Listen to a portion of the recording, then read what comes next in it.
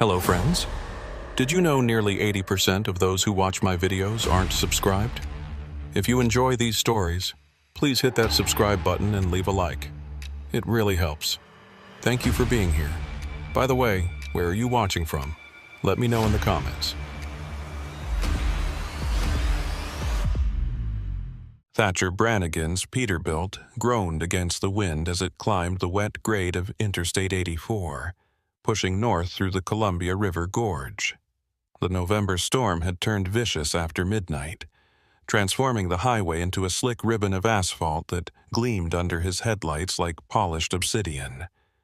Rain hammered the windshield in sheets, and the wipers struggled to keep pace. Brannigan had been driving this route for 32 years, Portland to Pendleton, sometimes Boise, hauling timber, machine parts, refrigerated produce. Tonight, his load was industrial generators, high-value freight that required him to stay on schedule despite the weather. He was 49 years old, gray creeping into his sideburns, but his eyes remained sharp and his hand steady on the wheel. The digital clock on the dash read 12:47 a.m. Traffic was nearly non-existent at this hour, just the occasional eastbound truck passing in the opposite lane, headlights briefly illuminating the rain before vanishing into the darkness behind him. Brannigan preferred night driving. Fewer tourists clogging the scenic highway, fewer RVs drifting into his lane, fewer distractions. But tonight something felt off. The wind was gusting harder than the forecast had predicted, strong enough to push his loaded trailer sideways every few miles. The Columbia River, normally visible as a dark expanse to his right, was completely obscured by the storm. Even the rock face to his left, the towering basalt cliffs that defined the gorge, had disappeared behind curtains of rain. Hood River was behind him now, the last real town before the long stretch toward the Dalles. The way station appeared ahead, its yellow lights cutting through the rain like beacons. Brannigan had rolled through this station hundreds of times, usually with a green light waving him past when his truck's transponder registered clean. Tonight, the light was red. He downshifted, air brakes hissing as he guided the Peterbilt onto the approach ramp. The station itself was a low concrete building with a covered scale platform and a small office with windows overlooking the weighing area. Normally, there were at least 2 or 3 trucks ahead of him, even at this hour, but tonight the lot was empty except for a single dark SUV parked near the office and one other semi already on the scales. Brannigan pulled up behind the truck on the platform and waited. Through the rain, he could see the other driver, a younger guy in a black jacket, climbing back into his cab.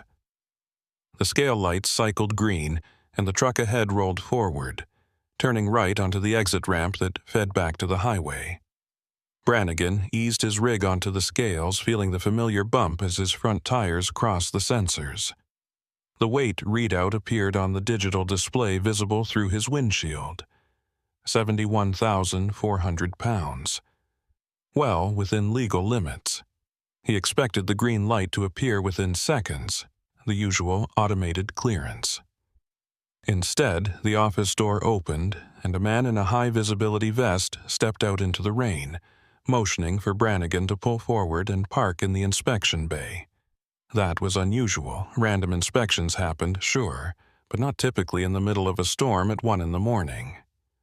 Brannigan guided the truck into the bay and shut down the engine. The man from the office approached his driver's side window, rain dripping from the brim of his cap. He was in his 50s, thin face, sharp features, ID badge clipped to his vest that read G. Larrabee, Weighmaster. Brannigan rolled down his window halfway, letting in a spray of cold rain. "Evening," Brannigan said, keeping his tone neutral. "Something wrong with the weight?" Larrabee shook his head. "Weight's fine. Need you to step into the office for a minute." "Routine paperwork check." Brannigan frowned. "I've got my manifest, logbook, everything's current. Can't we do this here?" "Office," Larrabee repeated, his voice flat. "Won't take long." There was something in the man's tone, not hostile, but firm in a way that suggested this wasn't a request. Brannigan grabbed his clipboard with the shipping documents and climbed down from the cab, locking the door behind him. The rain was cold and heavy, soaking through his jacket by the time he reached the office entrance. Inside, the air was warm and stale, smelling of burnt coffee and damp concrete. A second man stood near the back wall, arms crossed, wearing a dark jacket with no visible identification. He was younger, maybe 35, with a thick neck and a watchful expression that made Brannigan immediately uneasy. "Have a seat," Larrabee said, gesturing to a plastic chair near the counter. "Let me see your manifest." Brannigan handed over the clipboard and sat down. Larrabee flipped through the pages slowly. Too slowly, as if he were searching for something specific rather than conducting a routine check. The other man hadn't moved, hadn't spoken, but Brannigan could feel his eyes on him. The office was small, cluttered with file cabinets and outdated equipment. A CB radio crackled softly in the corner, voices indistinct beneath the static. On the wall, behind the counter, a camera monitor showed the exterior view of the scales and the approach ramp. Brannigan noticed 2 more trucks pulling in from the highway, their headlights cutting through the rain. "This load going to Pendleton?" Larrabee asked, not looking up from the paperwork. "That's right," Brannigan said. "Delivery at 7 a.m. Larrabee nodded slowly, then set the clipboard down on the counter. He reached for a different stack of papers, printed forms that looked official but unfamiliar. "We've got a situation tonight, DOT directive. All high-value freight northbound through the gorge needs secondary routing verification." Brannigan had been driving long enough to know when something didn't add up. "I've never heard of secondary routing verification. What directive?" "Came down this week," Larrabee said, his tone unchanged. "Cargo theft ring operating between here and the Idaho border.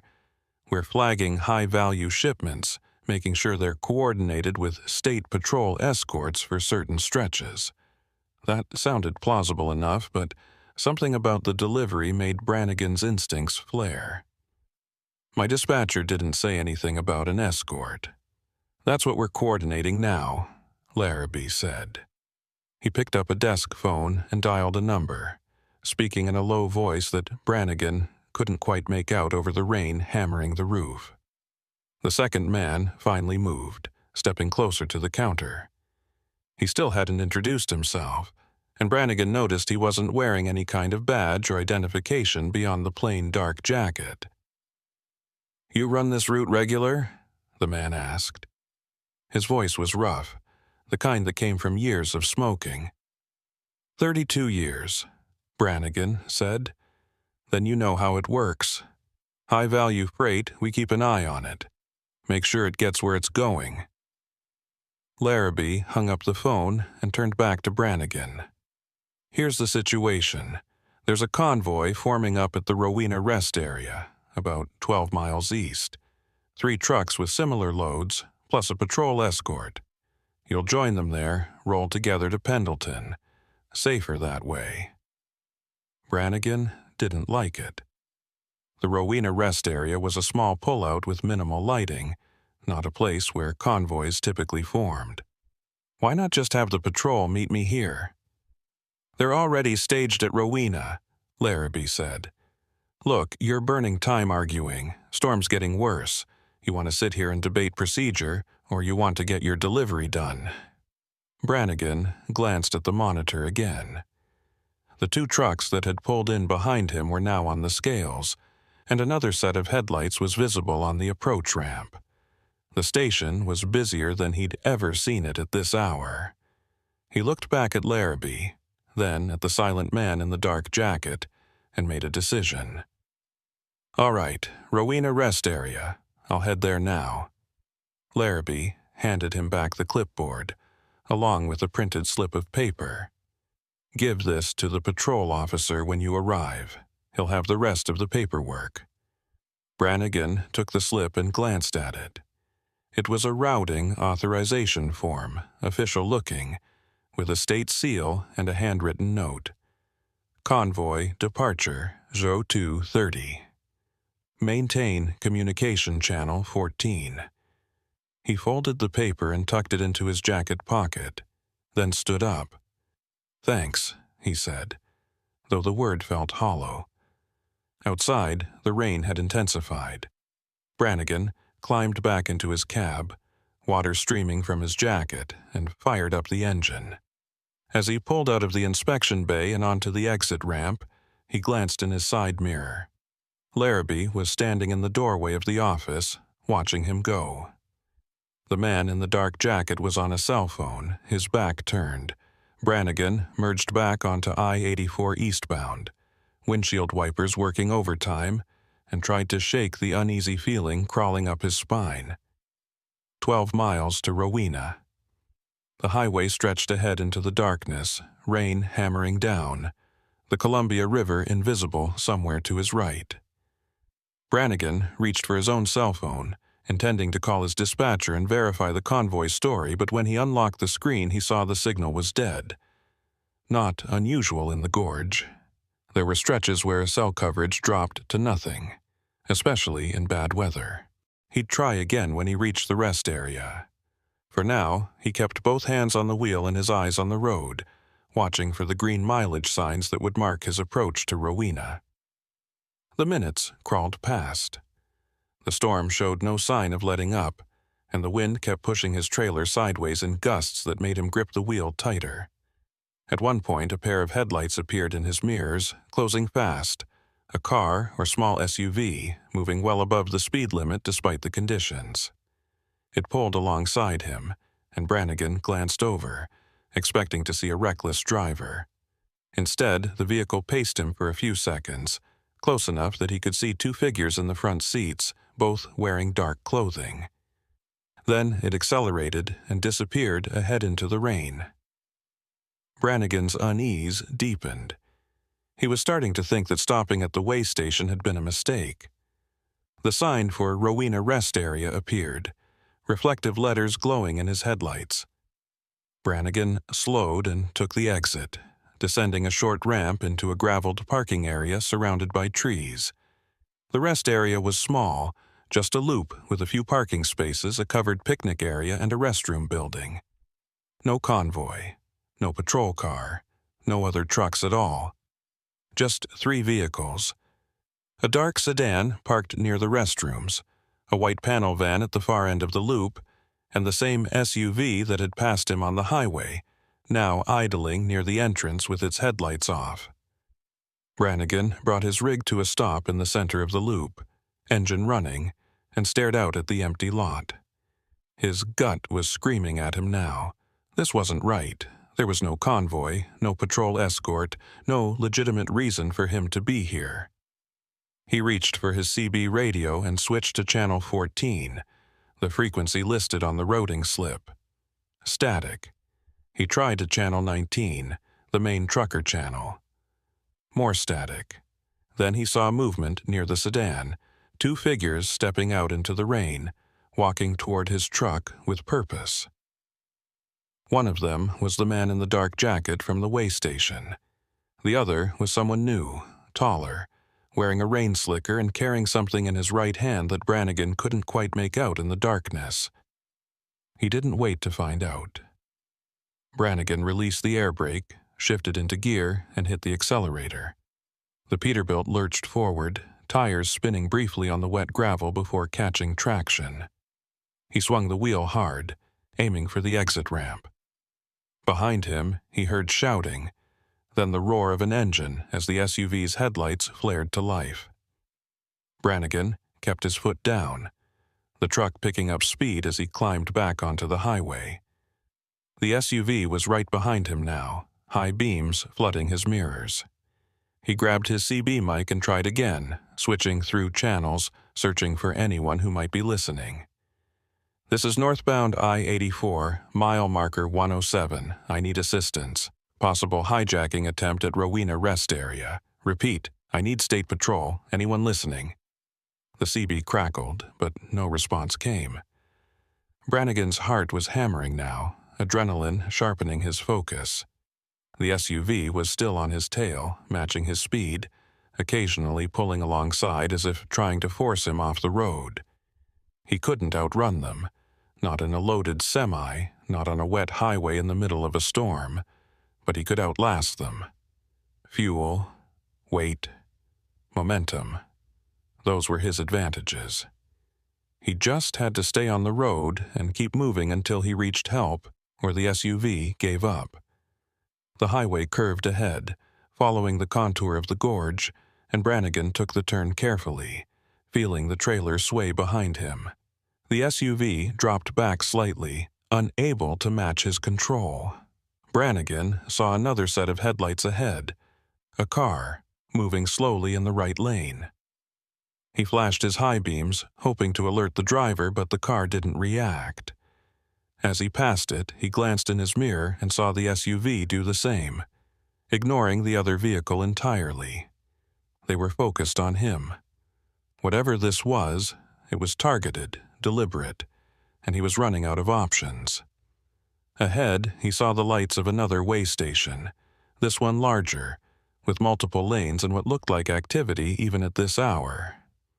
Brannigan aimed for it, praying it was legitimate and not another trap. The SUV was closing again, this time pulling alongside on his left, trying to box him in. Brannigan held his course, refusing to be intimidated, and the SUV finally fell back as they approached the way station entrance. Brannigan took the ramp, brakes screaming as he brought the truck to a controlled stop in the inspection bay. He threw the door open and jumped down, scanning the lot. 2 patrol cars were parked near the office, their light bars dark but visible. Relief flooded through him, but it was tinged with the cold realization that he still didn't know what he'd just escaped, or why someone had gone to such lengths to pull him off the highway in the middle of the night. A state trooper emerged from the office, hand resting on her sidearm, eyes sharp. She was in her 40s, compact build, badge reading M. Hollister. "What's the emergency?" she asked, her voice cutting through the rain. Brannigan took a breath and pointed back toward the highway. "Someone tried to hijack my truck, set me up at the way station back near Hood River, sent me to a fake convoy at Rowena. I barely got out." Hollister's expression shifted from cautious to alert. She keyed her radio, speaking rapidly into it, then looked back at Brannigan. "You're sure it was a setup?" "Positive," Brannigan said. "The waymaster, Gideon Larrabee, he gave me a routing slip, told me to meet a convoy. There was no convoy, just 3 vehicles and 2 guys waiting for me. When I tried to leave, they chased me." Hollister motioned him toward the office. "Inside, now. We need details, and I need to make some calls." Brannigan followed her into the warmth of the station, his hands still trembling slightly from the adrenaline. Through the window, he could see the highway beyond, rain falling in sheets, and somewhere out there in the darkness, people who had tried to separate him from his truck and his cargo. He didn't know why yet, but he intended to find out, and to make sure no other driver fell into the same trap. Inside the way station office, the fluorescent lights hummed overhead, casting harsh shadows across the cluttered desk where Trooper Maeve Hollister spread out a map of the Columbia River Gorge. Brannigan stood beside her, still dripping rainwater onto the linoleum floor, his jacket heavy and cold against his shoulders. The warmth of the room was starting to seep into his bones, but the adrenaline hadn't worn off yet. His hands were steady now, but his mind was racing through everything that had happened in the last hour, trying to piece together details that might help Hollister understand the scope of what he'd stumbled into. She was methodical, asking precise questions, taking notes in a small pad that she pulled from her uniform pocket. Every few minutes, her radio crackled with updates from other units she'd dispatched to check on the Hood River way station and the Rowena rest area. "Walk me through it again," Hollister said, tapping her pen against the map. You said the Waymaster's name was Gideon Larrabee. You're certain that's what his badge read? Positive, Brannigan said. G. Larrabee, Waymaster. It was clipped right to his vest. He looked official, high-vis gear, the whole setup. But the other guy, the one in the dark jacket, he didn't have any ID. No badge, no name tag, nothing. Hollister wrote something down, then reached for the desk phone. She dialed a number, waited, then spoke quickly. This is Trooper Hollister, badge 743. I need confirmation on staffing at the Hood River Way Station tonight. Specifically, anyone named Gideon Larrabee on duty. She paused, listening, her expression darkening. No one at all? The station's supposed to be unmanned after midnight? Another pause. Yeah. I'll hold. Brannigan felt a chill that had nothing to do with his wet clothes. If the station was supposed to be unmanned, then Larrabee and the other man had no business being there. That meant the entire setup. Red light, inspection, routing slip had been orchestrated specifically to pull him off the highway and send him into a trap. Hollister hung up the phone and looked at him, her jaw set. The Hood River Station operates on automated systems from midnight to 6 a.m. No staff on site during those hours. Whoever you talked to, they weren't DOT employees. So they faked the whole thing, Brannigan said. The red light, the weight check, everything. Looks that way, Hollister said. She picked up her radio and spoke into it. Dispatch, this is Hollister. I need units to the Hood River Way Station immediately. Possible unlawful entry and impersonation of state officials. Suspects may still be on site. Approach with caution. She released the transmit button and turned back to Brannigan. You said you have a routing slip they gave you. I need to see it. Brannigan reached into his jacket pocket and pulled out the folded paper, now damp from the rain. He handed it to Hollister, who smoothed it out on the desk and examined it under the light. The form looked legitimate at first glance. State seal at the top, official formatting, typed instructions. But as Hollister studied it more closely, she pointed to a detail near the bottom. This authorization code is wrong. It's close, but the format's off by 1 digit. Someone made a decent fake, but they didn't have access to the real coding system. So, what are we dealing with? Brannigan asked. Hijacking? Cargo theft? Could be, Hollister said. But the level of coordination here, taking over a way station, even temporarily, creating fake paperwork, staging vehicles at a secondary location, that's not your typical theft operation. This is organized, well-funded, and they clearly knew you were coming.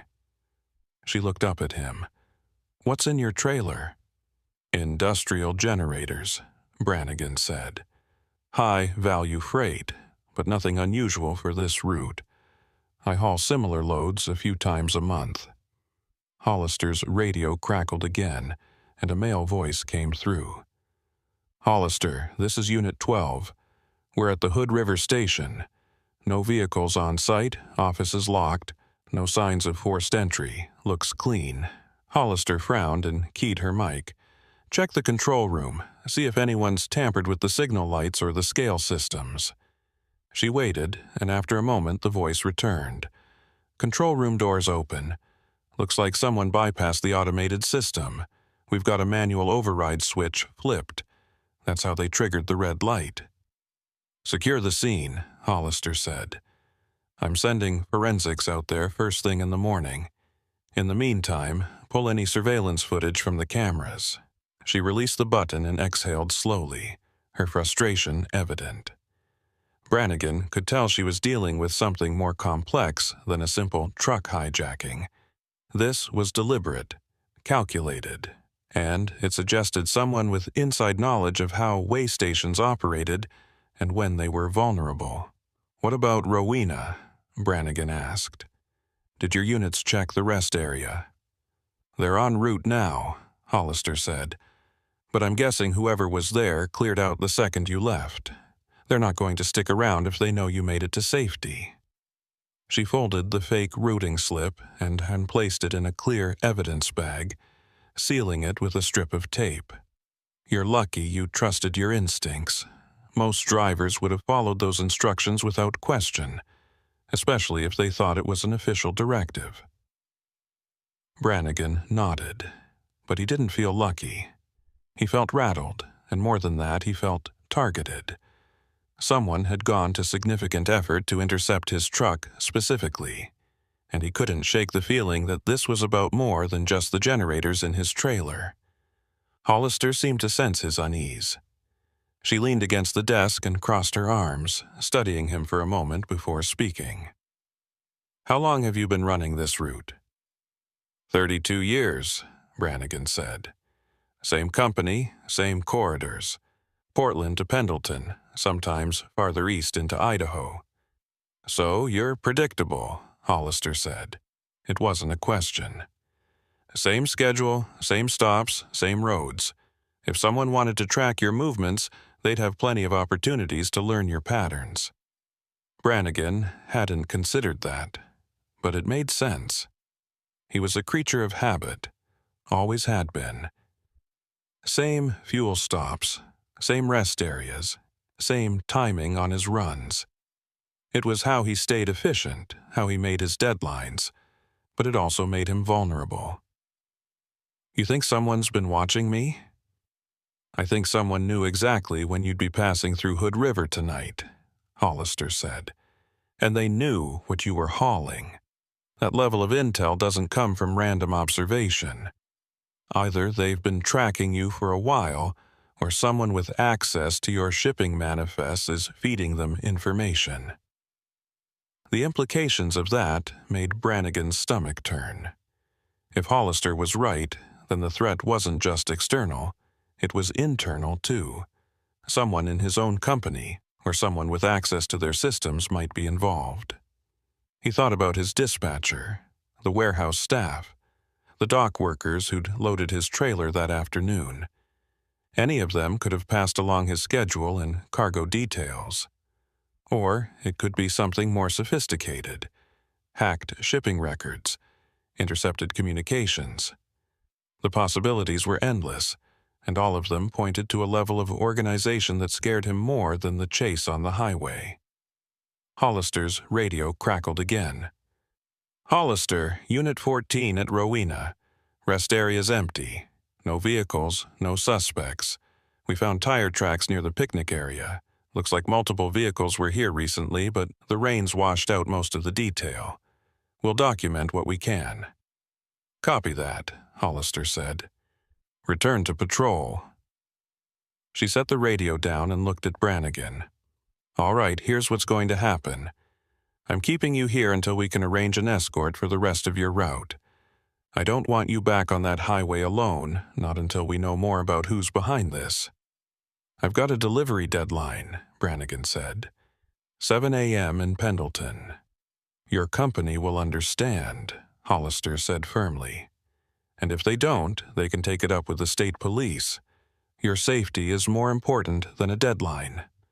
She pulled out her phone and started dialing. "I'm calling this in to our criminal investigations unit. They'll want to interview you properly, and they'll need to examine your truck and the cargo.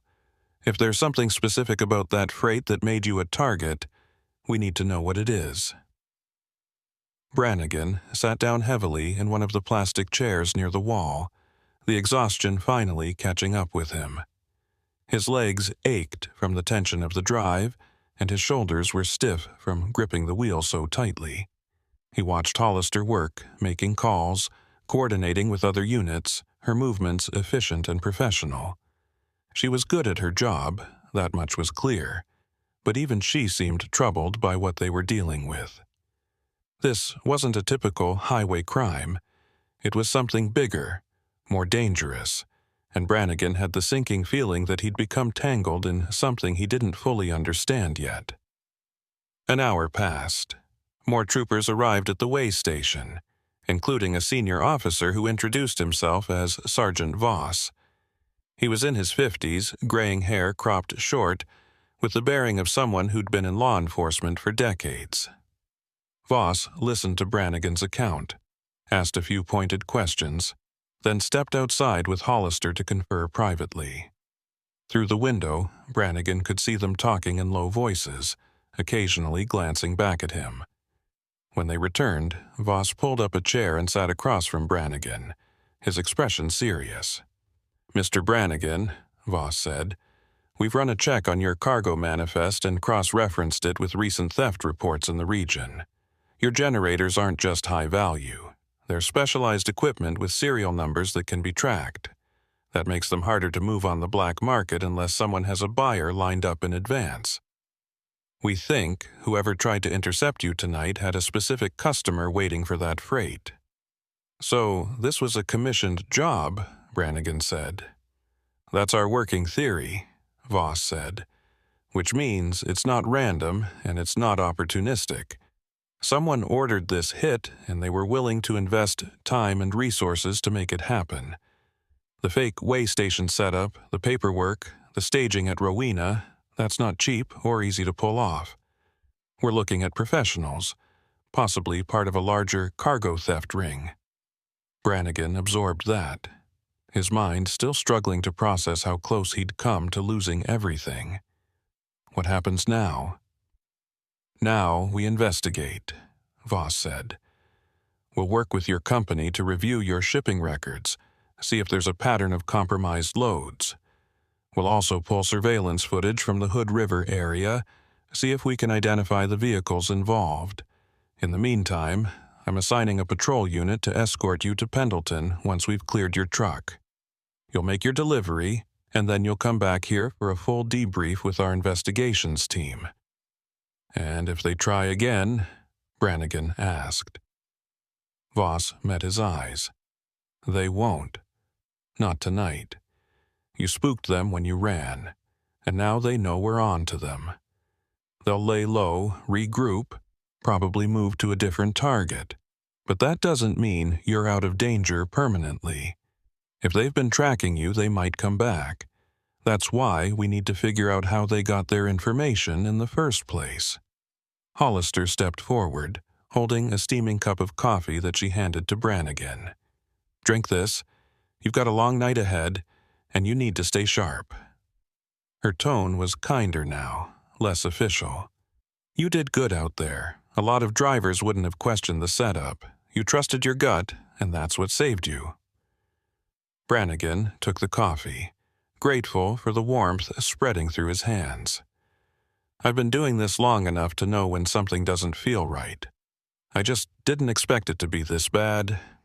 "None of us did," Hollister said, "but we'll get to the bottom of it." She glanced at Voss, who nodded, then turned back to Brannigan. "There's one more thing we need to ask. Have you noticed anything unusual in the past few weeks? Anyone following you? Strange phone calls? Vehicles that seem to show up at multiple stops?" Brannigan thought about it, running back through his recent trips. Nothing stood out at first, but then he remembered something. "About 2 weeks ago, I was fueling up at a truck stop near Biggs Junction. There was a guy there, mid-30s maybe, sitting in a car near the pumps. He wasn't fueling up, just sitting there, watching. I didn't think much of it at the time, but when I came out of the store he was gone. Then I saw the same car, or one that looked just like it, at a rest area near Boardman a few days later." "What kind of car?" Voss asked, leaning forward. "Dark sedan," Brannigan said. "Maybe a Chevy or a Ford, hard to say, but it had tinted windows and no front plate." Voss exchanged a look with Hollister. "That fits the profile. We'll check traffic camera footage from those locations, see if we can get a plate number or a better description." He stood up, pulling out his phone. "I'm going to make some calls. Hollister, stay with Mr. Brannigan. I want someone on him at all times until we get him out of here." As Voss walked away, Brannigan took a sip of the coffee, letting the bitter warmth steady him. Hollister sat down in the chair Voss had vacated, her radio clipped to her belt, her posture relaxed but alert.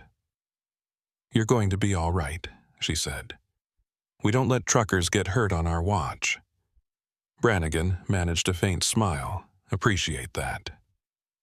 He looked out the window at his Peterbilt, still parked in the inspection bay, rain streaming down its sides. Somewhere out there in the darkness, the people who'd tried to take it from him were regrouping, planning their next move. But for now, he was safe, surrounded by troopers who were working to unravel the conspiracy that had nearly cost him everything. He didn't know how deep this went yet, or how many people were involved, but he knew one thing for certain. His life on the road had just changed forever. The highways he'd driven for 3 decades were no longer just ribbons of asphalt. They were hunting grounds, and he'd become prey. Dawn broke over the Columbia River Gorge in shades of gray and silver, the storm finally beginning to ease as pale light filtered through the thinning clouds. Brannigan had been awake for over 20 hours straight, sustained by bad coffee and adrenaline that was now wearing thin. He sat in the passenger seat of Trooper Hollister's patrol car, watching as a forensics team worked over his Peterbilt with methodical precision. They'd been at it for 2 hours, photographing every surface, dusting for prints, examining the trailer's lock mechanisms and the cargo inside. Hollister stood nearby, talking into her radio, coordinating with units that were still combing through the Hood River way station for evidence. The morning shift change had brought fresh officers to the scene, but Hollister had stayed on, refusing to hand off the case until she had answers. Brannigan respected that kind of dedication, even as exhaustion pressed down on him like a physical weight. The lead forensics technician, a woman in her 40s with graying hair pulled back in a tight bun, approached Hollister and handed her a clear evidence bag. Inside was something small and black, a device no larger than a matchbox. Hollister held it up to the light, examining it, then walked over to the patrol car and tapped on the window. Brannigan rolled it down, letting in the cold morning air. "Recognize this?" Hollister asked, showing him the device. Brannigan squinted at it. "Looks like a GPS tracker. Where'd you find it?" "Tucked up inside your rear wheel well," Hollister said. "Magnetic mount, battery-powered. Someone put it there recently, probably within the last few days, judging by how clean it is. This is how they've been following you." She turned the bag over in her hand, her expression grim. "It's commercial grade, not something you'd pick up at an electronics store. Whoever's behind this has access to professional surveillance equipment." Brannigan felt a chill run through him that had nothing to do with the temperature. Someone had been tracking his every move, watching his routes, learning his patterns. The dark sedan he'd seen at Biggs Junction and Boardman, they hadn't needed to follow him closely because they already knew where he was going. The tracker had given them real-time updates, letting them position themselves ahead of him, waiting for the right moment to strike. "Can you trace it?" he asked. "Figure out who bought it?" "We'll try," Hollister said. "But devices like this are sold through dozens of online retailers, often with cash purchases and no registration requirements. It's a long shot." She pocketed the evidence bag and leaned against the car door. "What worries me more is how they got access to your truck to plant it. You keep your rig locked when you're not in it." "Always," Brannigan said. "And I do walk-arounds before every trip. Check the tires, the undercarriage, the trailer connections. I should have spotted something like that." "Not necessarily," Hollister said. "These things are small, and they're designed to blend in. If it was placed while you were parked overnight at a truck stop or a depot, you might not have noticed it even if you were looking. The question is, where were you 3 or 4 days ago? We need to narrow down when and where this was installed." Brannigan thought back through his recent schedule. "I was in Portland 4 days ago, loading up at the warehouse. Parked there overnight before heading out the next morning. Then I had a delivery in the Dalles, spent a few hours at a truck stop while I waited for the next load assignment. After that, I picked up this generator shipment and started the run to Pendleton. Portland warehouse, Hollister repeated, writing it down in her notepad. That's the most likely spot. Lots of foot traffic, lots of trucks coming and going, easy for someone to slip in unnoticed. We'll get security footage from the facility, see if we can identify anyone suspicious near your truck. She closed the notepad and looked at him directly. Mr. Brannigan, I need to ask you something, and I need you to be honest with me. Is there any reason someone might want to target you specifically? Any disputes with other drivers, unpaid debts, personal conflicts? No, Brannigan said without hesitation. I keep to myself, do my job, go home. I don't gamble, don't owe anyone money, don't have enemies that I know of. This isn't personal, it's about the cargo. Hollister nodded slowly. That's what I figured, but I had to ask. She straightened up and glanced back at the forensics team, who were now packing up their equipment. All right, here's the plan. We're going to escort you to Pendleton so you can make your delivery. After that, you're coming back here for a full debrief with our criminal investigations unit. They'll want to go through everything again, see if there are details you've remembered since last night. In the meantime, we're pulling all the surveillance footage we can get from truck stops and way stations along your regular routes. If this crew has been tracking you for weeks, there's a chance we'll catch them on camera somewhere. And then what? Brannigan asked. You arrest them, and I go back to driving like nothing happened? That's the goal, Hollister said, though her tone suggested she wasn't entirely confident. But realistically, it's going to take time to build a case. These operations are usually multi-state, involving multiple players. We'll get the people who tried to intercept you last night, but the people giving the orders, they're harder to reach. She paused, then added, You might want to consider switching routes for a while. Take different corridors, vary your schedule. Make yourself a harder target. Brannigan had already been thinking the same thing. 32 years of routine, of predictability, had made him vulnerable. He'd have to change everything. His stops, his timing, maybe even his loads. It would be less efficient, more exhausting, but it was better than ending up like the drivers in the news who'd vanished along remote highways, their trucks found abandoned and their fates unknown. He nodded. I'll talk to my dispatcher, see what we can arrange. Hollister's radio crackled, and she stepped away to take the call. Brannigan watched her through the windshield, seeing her expression shift from neutral to alert as she listened to whoever was on the other end. When she returned, her jaw was set tight. That was Sergeant Voss. They've identified Gideon Larrabee, or at least the man who was using that name last night. Real name is Elliot Drain, 46 years old, with a history of cargo theft and fraud convictions in California and Nevada. He's been off the grid for the past 2 years. No known address, no employment records. But he's got a pattern of posing as authority figures, security guards, inspectors, even law enforcement.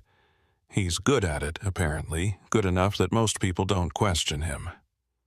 And the other guy? Brannigan asked. The one in the dark jacket? No ID on him yet, Hollister said. But we're working on it. We pulled partial prints from the control room at the Hood River station and we're running them through the database now. If he's got a record, we'll find him. She opened the patrol car door and slid into the driver's seat. Come on. Let's get you to Pendleton. The sooner you're done with this delivery, the sooner we can focus on finding these guys. The drive to Pendleton took just over 2 hours, with Brannigan at the wheel of his Peterbilt and Hollister's patrol car trailing close behind. Another state police unit had joined them halfway through, creating a small convoy that drew curious looks from other drivers on the highway. Brannigan kept his speed steady, his eyes scanning the road ahead and his mirrors, watching for any sign of the dark SUV or sedan from the night before. But the highway was calm. The storm had fully cleared, and by the time they reached the industrial park on the outskirts of Pendleton, the sun was breaking through the clouds in sharp, clean rays. He backed his trailer up to the loading dock, presented his paperwork to the receiving clerk, and watched as a forklift crew began unloading the generators. The whole process took less than 30 minutes, efficient and uneventful, a stark contrast to the chaos of the previous night. When the trailer was empty and the paperwork signed, Brannigan climbed back into his cab and pulled out of the lot. Hollister was waiting for him at the exit, her patrol car idling with the window down. "All set?" she asked. "All set," Brannigan confirmed. "Good. Follow me back to the way station. Investigations wants to talk to you before you head home." She pulled ahead, and Brannigan fell in behind her, retracing the route westward along I-84. The return trip felt longer, maybe because he was running on fumes now, his body aching for sleep and his mind replaying the events of the night over and over. By the time they reached the way station where he'd first found safety, it was nearly noon. The lot was busier now, with several trucks going through the scales and a cluster of official vehicles parked near the main office. Hollister led him inside, where a conference room had been set up with a table, chairs, and a recording device. 2 plainclothes investigators were waiting, a man and a woman, both in their 40s with badges clipped to their belts. They introduced themselves as Detectives Ruiz and Kwan, part of the Oregon State Police Criminal Investigations Division. For the next 2 hours, Brannigan went through his story again, this time in exhaustive detail. The investigators asked about everything: his cargo, his schedule, his interactions with Larrabee and the man in the dark jacket, his observations at Rowena, the chase on the highway. They showed him photographs of known cargo theft suspects, asking if he recognized any of them. He didn't. They asked about his employer, his coworkers, anyone who might have had access to his shipping manifests.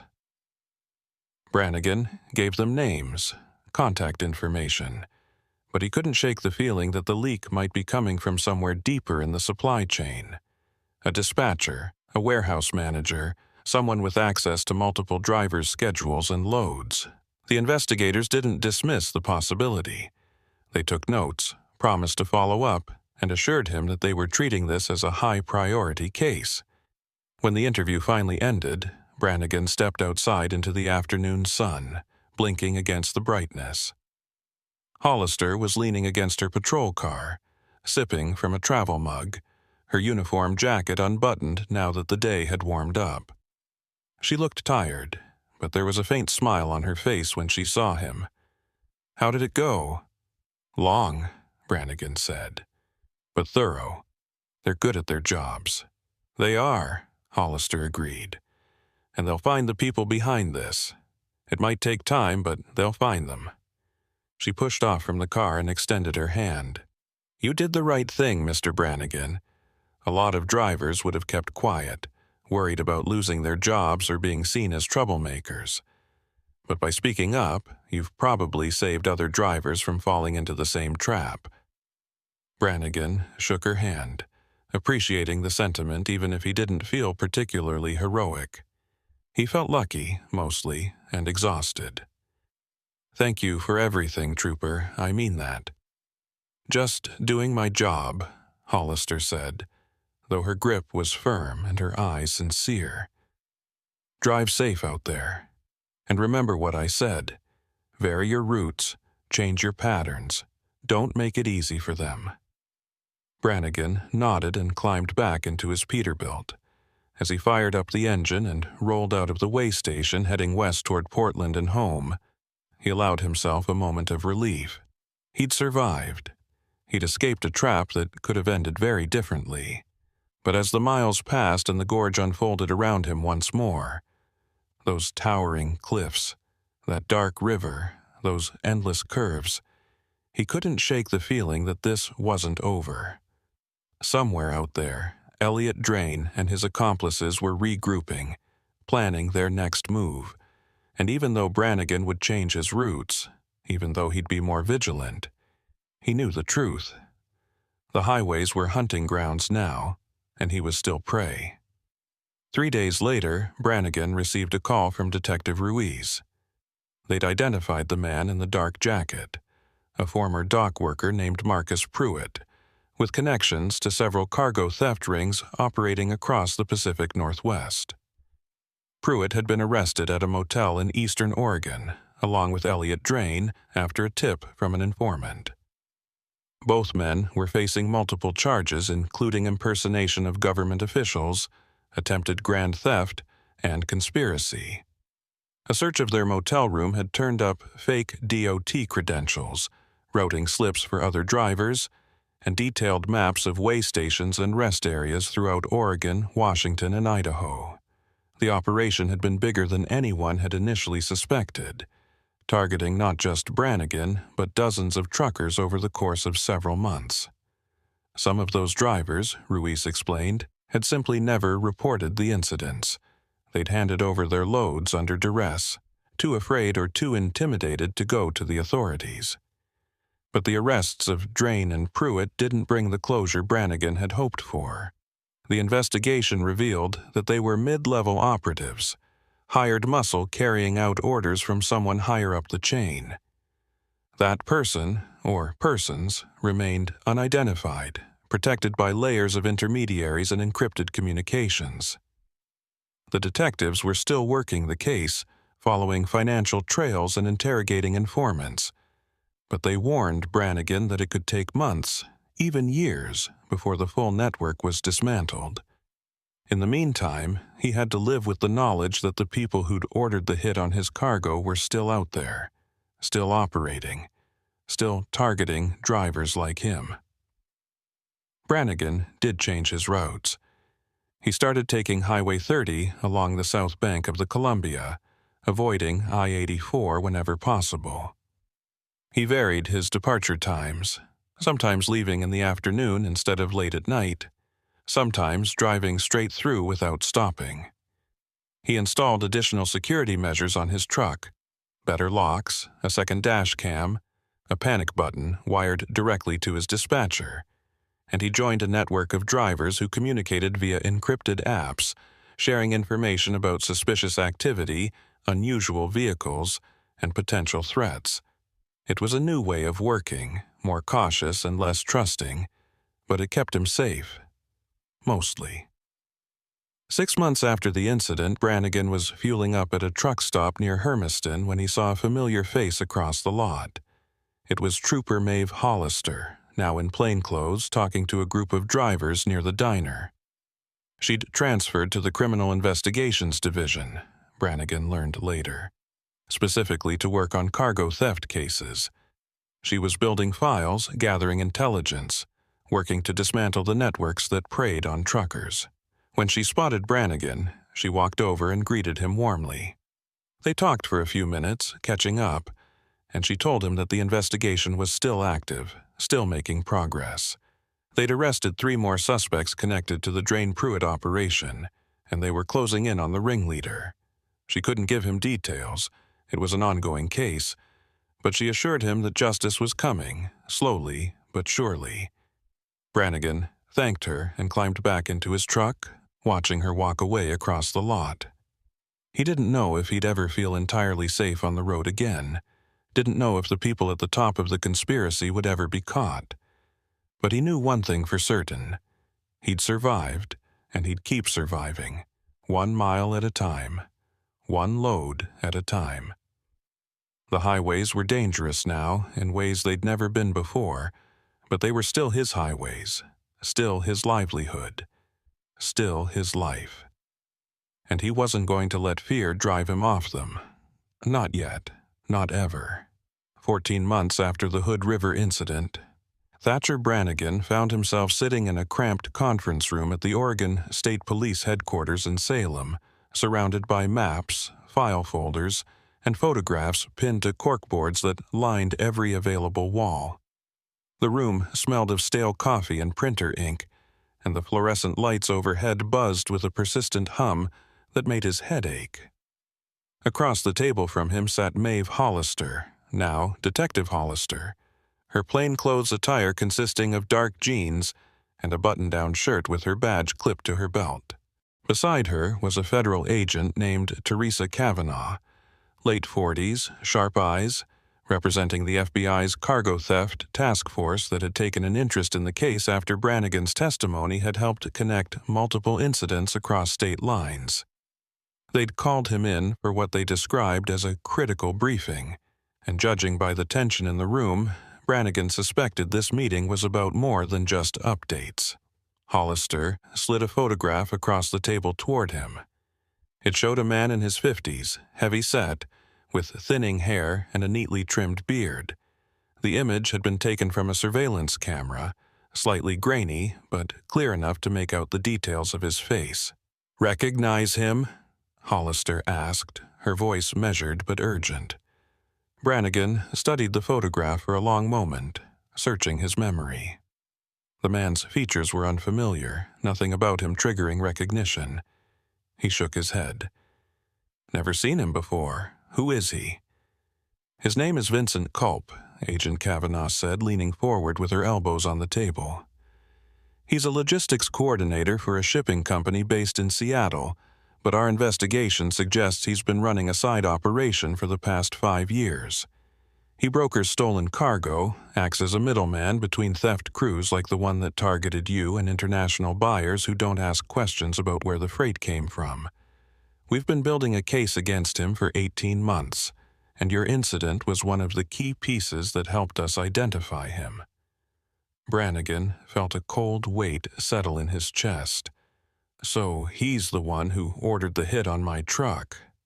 "Not directly," Hollister said. "Culp doesn't get his hands dirty.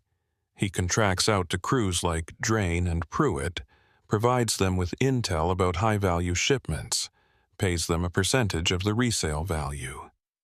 He's careful, uses encrypted communications, moves money through shell companies, never meets his operatives face-to-face.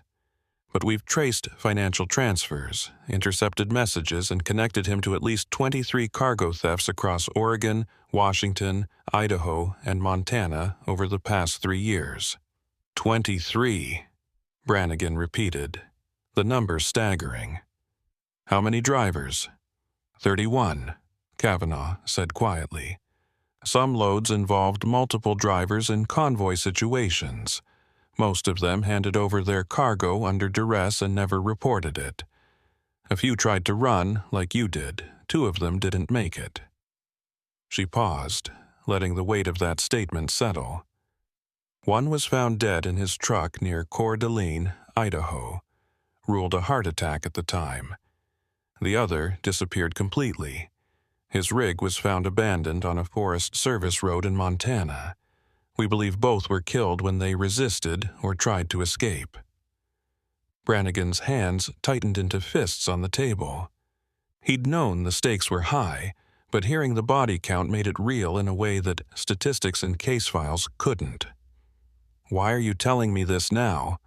"Because we're moving on Culp," Hollister said. "Tomorrow morning, federal and state agents are executing search warrants on his home, his office, and 3 properties we believe he uses as storage for stolen goods. We're also arresting 12 individuals connected to his network, including 2 dispatchers who've been feeding him shipping information from inside trucking companies. This is a coordinated takedown, and if it goes right, we'll dismantle the entire operation." "And if it doesn't go right?" Brannigan asked. Kavanaugh met his eyes. "Then Culp will know we're on to him, and he'll disappear. Men like him have exit strategies, fake identities, offshore accounts, safe houses in countries without extradition treaties. We'll lose him, and the network will rebuild under someone else. That's why this has to be clean and decisive." "What do you need from me?" Brannigan asked. "Testimony," Hollister said. "When this goes to trial, and it will go to trial, we'll need you to testify about what happened that night. The fake way station, the routing slip, the chase. Your account is one of the few where we have hard evidence tying Drain and Pruitt directly to a theft attempt. and through them to Culp. Without your testimony, the case is weaker. Brannigan had known this request was coming eventually, but hearing it out loud still made his stomach tighten. Testifying meant putting himself back in the spotlight, reliving the night he'd nearly lost everything, and potentially making himself a target again if Culp's network had people still on the outside. But he also knew he didn't have a choice. Not really. If he stayed silent, the people responsible would walk free, and more drivers would end up like the ones in Idaho and Montana. "I'll testify," he said. "Whatever you need." Hollister's expression softened slightly, relief visible in her eyes. "Thank you. I know this isn't easy, but it's the right thing." "There's one more thing," Kavanaugh added. "We believe Culp has been monitoring certain drivers even after failed theft attempts, keeping tabs on them in case they become useful again, or in case they pose a threat to his operation. That GPS tracker we found on your truck? It wasn't a one-time thing. We found similar devices on 5 other trucks belonging to drivers who escaped or resisted. Culp's paranoid, and he likes to know where potential witnesses are at all times." Brannigan felt his blood run cold. "Are you saying he's been tracking me this whole time?" "We don't think so," Hollister said quickly. "After we found the first tracker, we did a full sweep of your truck every time you came in for maintenance or inspections. We haven't found anything since. But we can't be certain he hasn't been using other methods, traffic cameras, informants at truck stops, even social media if you've posted about your routes." "I don't use social media," Brannigan said. "And I've been careful. Changed my routes, varied my schedule, kept my head down." "That's good," Kavanaugh said. "But we're going to take additional precautions. For the next 72 hours, until the arrests are made, we're assigning a protective detail to you. Plainclothes officers will be monitoring your home and following you if you go out. It's just temporary, until we're sure Culp and his people are in custody." Brannigan didn't like the idea of being watched, but he understood the necessity. If Culp suspected the investigation was closing in, he might try to eliminate witnesses before the arrests could be made. "All right, what do I need to do?" "Go home," Hollister said. "Stay there. Don't take any new loads. Don't answer calls from unknown numbers. And if you see anything suspicious, vehicles you don't recognize, people watching your house, you contact me immediately." She slid a business card across the table with her personal cell number written on the back. "Day or night, I don't care. You call." Brannigan pocketed the card and stood up, feeling the weight of exhaustion settling over him. 14 months of looking over his shoulder, of changing routes and second-guessing every interaction, and now it was all coming to a head. He wanted it to be over, wanted to go back to the way things were before that November night in the gorge, but he knew that was impossible. The road had changed, and so had he. "I'll be careful," he said. "We know you will," Hollister said, standing as well. She walked him to the door, and as he stepped into the hallway, she added, "This is almost over, Mr. Brannigan. Just a little longer." Brannigan nodded and left the building, stepping out into the cool afternoon air of Salem. The protective detail was already in place. He spotted the unmarked car parked across the street, 2 officers inside watching him with casual but obvious attention. He climbed into his personal vehicle, a beat-up Ford pickup that he used when he wasn't hauling freight, and started the drive back to Portland. The highway stretched out before him, familiar and treacherous, and he kept his eyes on the mirrors the entire way home. The next 72 hours passed in a blur of nervous waiting. Brannigan stayed in his small house on the outskirts of Portland, blinds drawn, phone within reach at all times. The protective detail rotated shifts every 12 hours, different faces in the unmarked cars, but always the same watchful presence. On the second night, Hollister called with an update. The raids had been successful. Vincent Culp had been arrested at his home in Seattle without incident, along with 9 of his associates. 3 others were still at large, but warrants had been issued and law enforcement across the region was on alert. The storage properties had yielded a massive haul of stolen goods: industrial equipment, electronics, pharmaceuticals, even vehicles, all cataloged and traced back to specific thefts over the past 3 years. It was, Hollister said, one of the largest cargo theft busts in Pacific Northwest history. Brannigan allowed himself a moment of relief, but it was tempered by the knowledge that 3 members of Culp's network were still out there. Hollister assured him that they were low-level operatives, likely to flee rather than retaliate. But the uncertainty gnawed at him. He'd spent over a year living in a state of heightened vigilance, and he wasn't ready to let his guard down just yet. The protective detail was pulled after the 3rd day, with Hollister promising that patrols would increase in his neighborhood for the next few weeks as a precaution. Brannigan thanked her and tried to settle back into some semblance of normalcy, though he found it difficult to relax even in the safety of his own home. 2 weeks later, he received a call from his dispatcher. The company wanted him back on the road.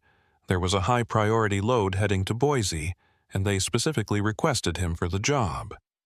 Brannigan hesitated, the memory of that night in the gorge still fresh despite the passage of time. But he also knew that he couldn't hide forever, couldn't let fear dictate his life. He'd been a trucker for over 3 decades, and the road was who he was. If he gave that up, then Culp and his network had won, even from behind bars. So he said yes, agreed to take the load, and spent the next day preparing his Peterbilt for the trip. He did a thorough inspection, checking every inch of the undercarriage for tracking devices, examining the locks and seals, verifying the cargo manifest against the actual freight. Everything checked out. Everything was clean. The drive to Boise was uneventful, almost anticlimactic. Brannigan took Highway 84 through the gorge, the same route he'd been avoiding for months, and nothing happened. The wait stations were staffed with legitimate personnel who waved him through without incident. The rest areas were quiet, populated only by other truckers taking their mandatory breaks. The weather was clear, the traffic light, and he made excellent time. When he delivered the load in Boise and started the return trip to Portland, he felt something he hadn't felt in a long time, a sense of peace. The road was still dangerous. It always had been, always would be. But it was no longer hunting him. The predators who'd turned the highways into their personal territory were locked up, their network dismantled, their operation exposed. Months passed. Vincent Culp's trial began in federal court, a sprawling case involving dozens of witnesses and hundreds of pieces of evidence. Brannigan testified on the 4th day, spending 6 hours on the stand recounting the events of that November night. He described the fake way station, the man calling himself Gideon Larrabee, the trap at Rowena, the chase through the storm. The defense attorneys tried to poke holes in his testimony, suggesting he'd been confused or mistaken, but Brannigan held firm. He had the dashcam footage, the routing slip, the GPS tracker, all of it backed up his account. When he finally stepped down from the stand, Hollister was waiting in the hallway outside the courtroom. She didn't say anything, just nodded once, a gesture of respect and gratitude. Brannigan nodded back and left the building, ready to put the entire ordeal behind him. The verdict came 3 months later. Guilty on all counts. Vincent Culp was sentenced to 28 years in federal prison, with no possibility of parole for at least 15. Elliot Drain and Marcus Pruitt, who'd already been convicted in state court, received additional federal sentences that would keep them locked up for the rest of their lives. The 2 dispatchers who'd fed Culp information were sentenced to 10 years each, The remaining operatives were still being tracked down, but the core of the network had been destroyed. For the trucking community, the case became a cautionary tale and a rallying cry. Industry groups pushed for better security measures, stronger vetting of logistics personnel, and more robust reporting systems for suspicious activity. Brannigan became something of a reluctant spokesperson, giving interviews to trade publications and speaking at safety conferences about his experience and the importance of trusting one's instincts. But despite the recognition and the sense of justice served, Brannigan never forgot the 2 drivers who hadn't made it. The one found dead in Idaho, and the one who disappeared in Montana. Their names were John Hartwick and Samuel Vega, both veteran truckers like himself, both family men with decades of experience on the road. They'd been in the wrong place at the wrong time, had crossed paths with Culp's network, and had paid the ultimate price. Brannigan attended a memorial service for them, held at a truck stop in eastern Oregon where hundreds of drivers gathered to honor their memory. He stood among them, listening to the eulogies, watching as a convoy of trucks rolled past in tribute, horns blaring in a mournful symphony. And he made a silent promise to himself that he would never forget, never let his guard down completely, never assume the road was entirely safe. Years later, when Brannigan finally retired from trucking at the age of 63, he looked back on that November night in the gorge as the moment everything changed. It had cost him his sense of security, his peace of mind, and countless hours of sleep. But it had also taught him something valuable. That survival wasn't just about skill or luck, but about awareness, about trusting your instincts when something felt wrong, about refusing to become a victim even when the odds were stacked against you. He'd escaped the trap that night, had outrun the predators, and had lived to tell the story. Not every driver could say the same, and that, more than anything else, was what kept him vigilant until the very end. Maeve Hollister, now a senior investigator with the Oregon State Police, continued to work cargo theft cases for another decade, building on the foundation laid by the Culp investigation. She became one of the foremost experts in the field, consulted by agencies across the country, and credited with dismantling 3 more major theft networks during her career. She and Brannigan stayed in touch over the years, occasional emails and phone calls, checking in on each other, sharing updates about cases and life. When Brannigan retired, Hollister sent him a handwritten note that he kept pinned to the wall of his garage, where his old Peterbilt sat in storage. "You did good out there. The road is safer because of you." Brannigan read that note often, especially on nights when the memories crept back in, the sound of rain hammering the windshield, the glare of headlights in his mirrors, the cold realization that he was being hunted. But he also remembered the feeling of freedom when he'd escaped, the relief of reaching safety, the satisfaction of seeing justice served. The highways had been hunting grounds once, filled with predators who saw truckers as easy prey.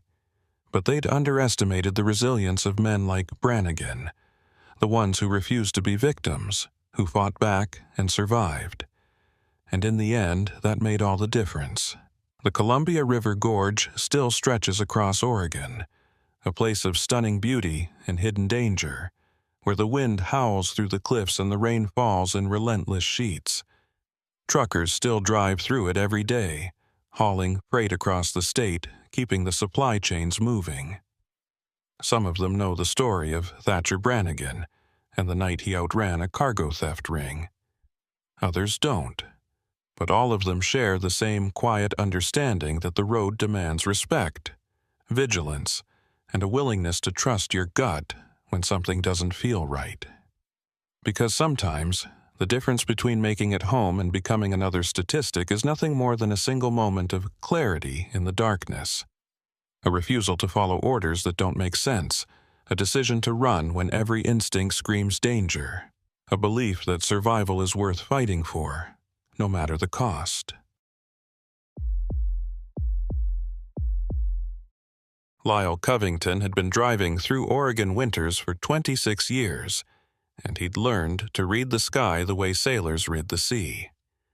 On this particular February afternoon, as his freightliner climbed the western approach to Santiam Pass, the clouds hanging over the Cascade Mountains looked wrong.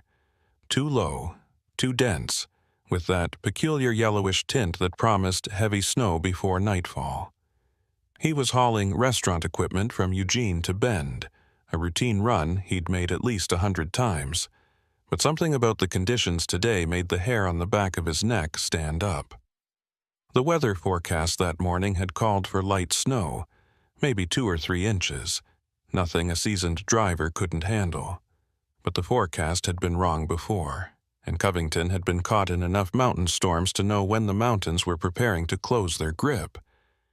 He was 51 years old, lean and weathered, with close-cropped gray hair and hands that bore the calluses of decades gripping a steering wheel. His company, Cascade Freight Solutions, specialized in cross-mountain hauls, and Covington was one of their most reliable drivers, always on time, always professional, never filing complaints about difficult conditions. That reputation had earned him seniority and the better routes, but it had also made him complacent in ways he was only now beginning to recognize. Today's load was worth nearly $40,000 in stainless steel kitchen equipment, and his delivery window in Bend was narrow. The restaurant chain that had ordered the freight was opening a new location in 3 days, and delays would cost them money. Covington had promised his dispatcher he'd make it through, snow or no snow, and he intended to keep that promise. The highway narrowed as it climbed, twisting through old-growth forests that pressed close on both sides. Douglas fir and hemlock towered overhead, their branches heavy with snow from the previous week's storm. Covington kept his speed steady at 40 miles per hour, well below the posted limit but appropriate for the conditions. The road was still mostly clear, though patches of black ice gleamed in the shadows where the afternoon sun couldn't reach. He passed a green mileage sign indicating that the summit was 8 miles ahead, and he felt a flicker of relief. Once he crested the pass and started the descent toward Sisters and Bend, the worst would be behind him. The eastern side of the Cascades was usually drier, less prone to the heavy accumulation that plagued the western slopes. But the snow started falling 20 minutes earlier than he'd expected, transitioning from a few lazy flakes to a dense curtain of white in the span of 5 minutes. Visibility dropped rapidly, shrinking from a quarter mile to barely 100 feet. Covington switched on his headlights and fog lamps, but the beams only seemed to make things worse, reflecting off the swirling snow and creating a disorienting haze. He downshifted, slowing to 30 miles per hour, then 25, feeling the tires struggle for traction on the increasingly slick surface. The wipers worked overtime, scraping thick accumulation from the windshield every few seconds. Behind him, the trailer fishtailed slightly on a curve, and he corrected instinctively, years of muscle memory guiding his hands. This was bad, worse than he'd anticipated, and it was getting worse by the minute. The radio crackled with chatter from other drivers, voices tense and clipped as they reported conditions along the pass. Northbound at mile marker 73, visibility near 0, recommend chains or wait it out. Eastbound trucker here, just past the summit, road's a skating rink, be advised. Covington reached for his CB mic and keyed it. This is westbound freightliner at mile marker 68, conditions deteriorating fast. Anyone know if ODOT's closing the pass? Static answered him, followed by a voice he didn't recognize. They're talking about it, but nothing official yet. If you're already up there, keep moving or find a pullout. Don't stop in the travel lanes. Covington had no intention of stopping in the lanes, but finding a pullout in this whiteout was nearly impossible. The shoulder had vanished beneath the snow, and the edge of the road was marked only by reflective posts that appeared and disappeared in the swirling white like ghosts. He kept his eyes locked on the yellow center line, using it as his only reliable guide, and tried to ignore the growing knot of anxiety in his gut. He'd driven through worse than this, or at least he thought he had. The problem was that every storm felt different. Every stretch of mountain road had its own personality, and Santiam Pass in a February blizzard was notoriously unpredictable. Then, without warning, the Freightliner's rear wheels broke traction. Covington felt the trailer begin to swing out to the left, the weight of the cargo pulling it into a skid. He turned the wheel into the slide, easing off the accelerator, fighting to regain control. For a few terrifying seconds, the entire rig slid sideways across both lanes, the trailer threatening to jackknife. Covington's hands moved with practiced precision, feathering the brakes, adjusting the steering, doing everything his decades of experience had taught him. The truck straightened out, momentum bleeding away, and he brought it to a controlled stop on what he hoped was the shoulder. His heart hammered in his chest, adrenaline flooding his system. He'd avoided disaster by inches, maybe less.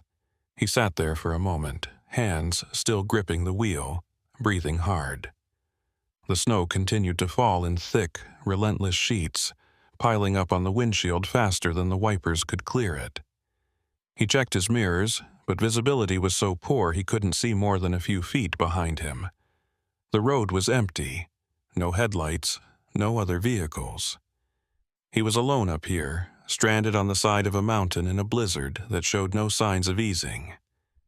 Covington reached for his phone to call his dispatcher, but when he unlocked the screen he saw the dreaded words, "No service." He tried the CB radio again, cycling through channels, but all he got was static. The storm was blocking everything. That left him with two options: sit here and wait for the storm to pass, which could take hours or even overnight, or attempt to continue forward and hope he could make it to the summit and down the other side before conditions became completely impassable. Neither option was appealing. If he stayed put, he risked getting buried under snow or being hit by another vehicle that couldn't see him in time. If he kept moving, he risked another skid or worse, a rollover, a collision, or sliding off the road entirely into the trees or a ravine. Covington had never been good at sitting still, had never been the type to wait for rescue when he could solve his own problems. So he made the decision to keep going, to push through to the summit and down the eastern slope where the snow would be lighter and the road safer. He eased the Freightliner back into gear and crept forward, tires crunching through the fresh accumulation. The road climbed steadily, each curve requiring total concentration, each straightaway a test of nerve. The snow was coming down so hard now that the headlights were almost useless, illuminating nothing but a wall of white. Covington navigated by instinct and memory, recalling the shape of the road from countless previous trips, trusting that the pavement beneath the snow was where he thought it was. He passed a yellow sign warning of a sharp curve ahead, and he slowed even further, taking the turn at barely 15 miles per hour. The trailer swung wide but held, and he exhaled in relief. Then the Freightliner shuddered. A deep, mechanical grinding sound came from somewhere beneath the cab, followed by a loss of power. The engine didn't die, but it sputtered, coughing like a sick animal. Covington's eyes shot to the instrument panel, scanning for warning lights. The check engine light flared to life, along with the oil pressure warning. His stomach dropped. This wasn't just bad luck. This was a mechanical failure, happening at the worst possible moment in the worst possible place. He coaxed the truck forward another 100 yards, searching desperately for a safe place to stop, and spotted a wide pullout ahead on the right side of the road. It looked like a maintenance area, maybe a spot where snowplows turned around. He aimed for it, the engine still coughing and sputtering, and brought the rig to a shuddering halt. Silence. The engine died completely, and the only sound was the wind howling outside and the rhythmic thump of snow hitting the windshield. Covington sat in the sudden quiet, staring at the dashboard, trying to process what had just happened. He turned the key, attempting to restart the engine. It cranked weakly but didn't catch. He tried again. Same result. On the third attempt there was nothing, no cranking, no sound at all. The battery was dead, or something worse. He was stranded on Santiam Pass in a blizzard with no engine, no heat, and no way to call for help. Covington zipped up his jacket and pulled on his heavy gloves, preparing to step outside and assess the damage. But before he could open the door, headlights appeared through the snow, not from the road but from behind him, inside the pullout. A vehicle had been parked there the entire time, hidden by the storm, and now it was moving toward him. It was a large tow truck, painted bright yellow with emergency lights on the roof. As it pulled alongside his Freightliner, Covington could make out the lettering on the door: Hanlon Recovery and Towing. The driver's door opened, and a man climbed out, bundled in a thick parka and wearing a reflective vest. He was in his 40s, stocky build, with a face that was hard to read in the dim light and swirling snow. The man approached Covington's window and motioned for him to roll it down. Covington cranked the manual handle. At least that still worked, and the window descended a few inches, letting in a blast of cold air and snow. "You broken down?" the man shouted over the wind. "Engine died," Covington shouted back. "Won't restart. I think it's the fuel system, maybe the battery." The man nodded, as if this was a common problem. "You're lucky I was up here. I run recovery operations for this section of the pass. Name's Pruitt Hanlon. I can tow you down to my yard in Sisters, get you looked at. No charge for the tow. ODOT contracts us to clear stranded vehicles during storms." Covington hesitated. Something about the timing felt off.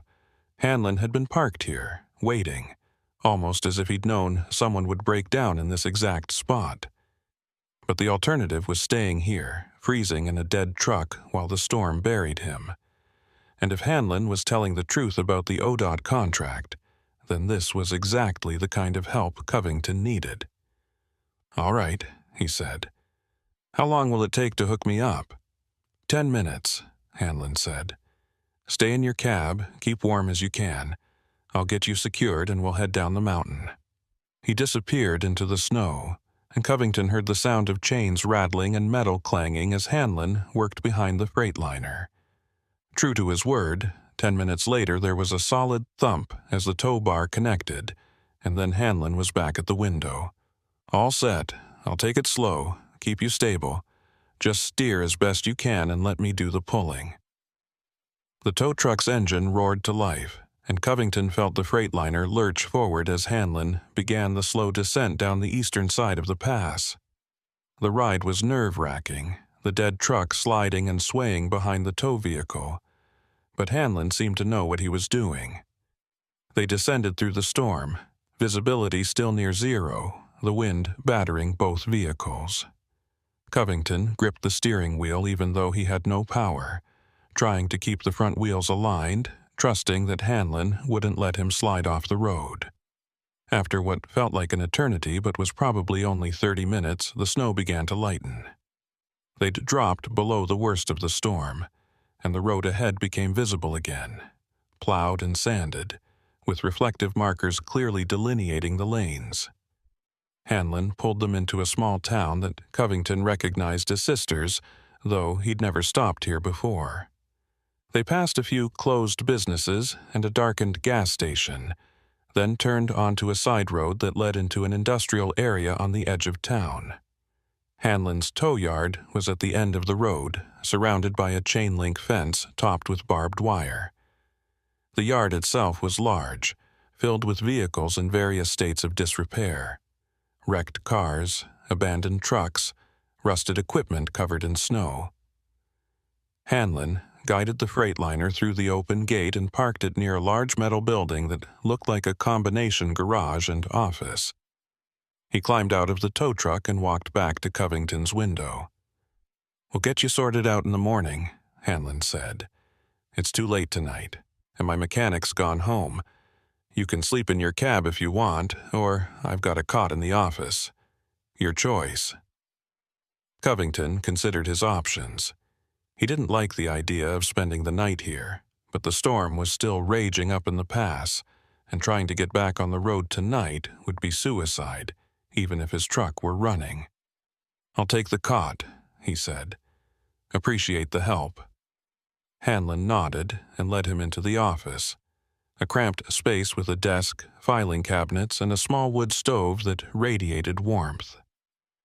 Covington settled onto the cot in the corner, exhaustion finally catching up with him.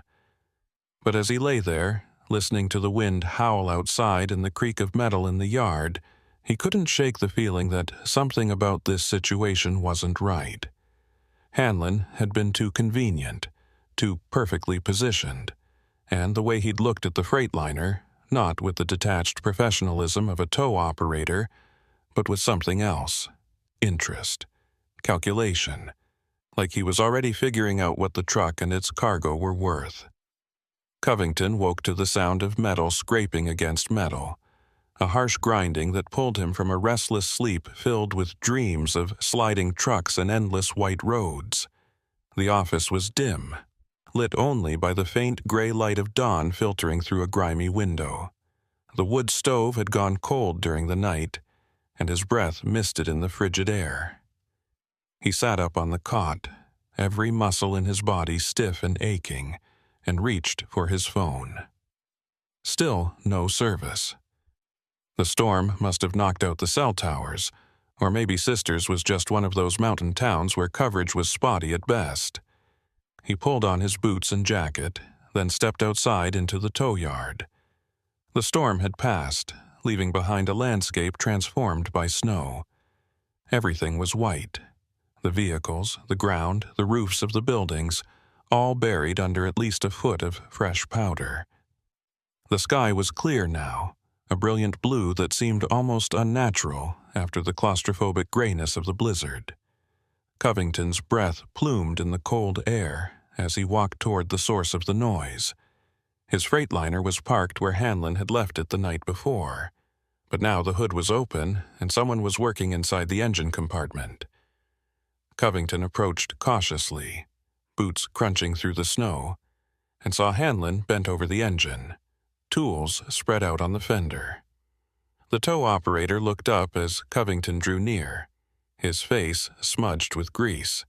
"Morning," Hanlon said, his tone casual but his eyes watchful. "Figured I'd take a look at your engine while you were sleeping. Wanted to see what we're dealing with." Covington stopped a few feet away, crossing his arms against the cold. "Find anything?" "Fuel pumps shot," Hanlon said, straightening up and wiping his hands on a rag. "Looks like it seized up, probably from contaminated fuel, or maybe just age.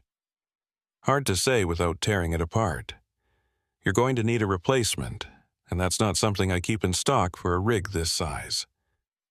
I can order the part, but it'll take 3, maybe 4 days to get here." 3 or 4 days. Covington's delivery window was already blown. He was supposed to be in Bend yesterday afternoon. His dispatcher would be furious, the client even more so, but there was nothing he could do about it now. "What's the damage going to cost me?" Hanlon tilted his head as if calculating. "Fuel pump for a Freightliner this model runs about $800 plus labor. Call it $1,200 total, give or take. I can start working on it as soon as the part arrives. In the meantime, you're welcome to stay here, or I can arrange a ride for you to Bend if you need to deal with your client." $1,200 wasn't catastrophic, but it was more than Covington wanted to spend, especially since his company's insurance had a high deductible for mechanical failures. He'd have to eat most of the cost himself. "I'll stay here," he said. "I need to be with my truck." The cargo's valuable, and I'm not leaving it unattended. Suit yourself, Hanlon said. He closed the hood and gathered his tools, tossing them into a metal toolbox. There's a diner in town, about a mile down the road. You can walk there, or I can give you a lift if you need breakfast. Coffee here's terrible, trust me. Covington nodded. I'll walk, need to stretch my legs anyway. He glanced around the yard, taking in the rows of damaged vehicles, the high fence, the isolation. You run this place by yourself? Mostly, Hanlon said. I've got a mechanic who comes in a few days a week, and a guy who helps with heavy tows when I need it. But yeah, it's pretty much just me. Been doing this for 15 years, ever since I moved up here from California. It's good work, steady anyway. Mountain roads keep me busy, especially in winter. There was something in Hanlon's tone that Covington couldn't quite place. Pride, maybe, or satisfaction. The kind of voice someone uses when they talk about a business they've built from nothing. But there was also a guardedness, a careful quality to his words, as if he were measuring each sentence before speaking it. Covington had spent enough years on the road reading people, dispatchers, dock workers, other drivers, to recognize when someone was holding something back. Hanlon was friendly enough, professional even, but there was a wall behind his eyes that Covington couldn't see past. All right, Covington said. I'll head into town, make some calls, let my dispatcher know what's going on. You'll call me when the part comes in? Absolutely, Hanlon said. He pulled a business card from his pocket and handed it over. That's my cell number. I'll keep you updated. Covington took the card and walked toward the gate, which stood open despite the early hour. As he stepped through onto the side road, he glanced back over his shoulder. Hanlon was standing beside the freightliner, staring at the trailer with that same calculating expression Covington had noticed the night before. The tow operator seemed to realize he was being watched and quickly turned away, busying himself with locking the toolbox. Covington kept walking, but the unease in his gut deepened. Something was off about this whole situation, and he couldn't shake the feeling that Hanlon's interest in his truck went beyond a simple tow and repair job. The walk into Sisters took 20 minutes, long enough for Covington to work some warmth back into his limbs and clear his head. The town was small, maybe a few thousand people, with the main street lined with shops and cafes that catered to tourists heading to the ski resorts farther west. The diner Hanlon had mentioned was easy to find, a low building with a neon sign that read High Desert Cafe, its windows fogged with condensation. Covington pushed through the door into a wave of warmth and the smell of coffee and bacon. The place was half full, mostly locals judging by their work clothes and weathered faces. He took a seat at the counter and ordered coffee and eggs, then pulled out his phone. Still no service. The waitress, a woman in her 60s with kind eyes and gray hair pulled back in a bun, noticed his frustration. "Cell towers are down," she said, pouring his coffee. "Storm knocked them out last night. Should be back up by this afternoon, but you never know. You stuck here?" "Truck broke down on the pass," Covington said. "Getting it fixed at Hanlon's place." The waitress's expression shifted slightly, not quite a frown, but something close. "Hanlon's yard, huh? How much is he charging you?" $1,200 for a fuel pump and labor. She set the coffee pot down and leaned against the counter, lowering her voice. "That's steep. I'm not saying Pruitt's dishonest, but he's got a reputation for finding problems that maybe weren't there before. You might want to get a second opinion before you let him start tearing into your engine." Covington felt a cold knot form in his stomach. "You think he's scamming me?" The waitress shrugged. "I'm not accusing anyone of anything. But there have been other drivers who came through here with breakdowns, got towed to his yard and ended up paying more than they expected. Some of them said their trucks were running fine before they hit the pass, then suddenly they weren't. Could be coincidence. Mountain roads are hard on vehicles, but it's worth keeping in mind. Covington thanked her and nursed his coffee, his mind racing. If Hanlon was deliberately sabotaging trucks to generate business, that would explain the convenient timing of the breakdown and the tow operator's presence in the pullout. But it seemed like an extreme risk. Tampering with vehicles on a mountain pass during a storm could get people killed, not just stranded. And yet, the more Covington thought about it, the more sense it made. A fuel pump failure wasn't catastrophic or dangerous, just inconvenient. And if Hanlon had a way to cause it remotely or through contamination, he could create a steady stream of customers without arousing too much suspicion. But that theory raised another question.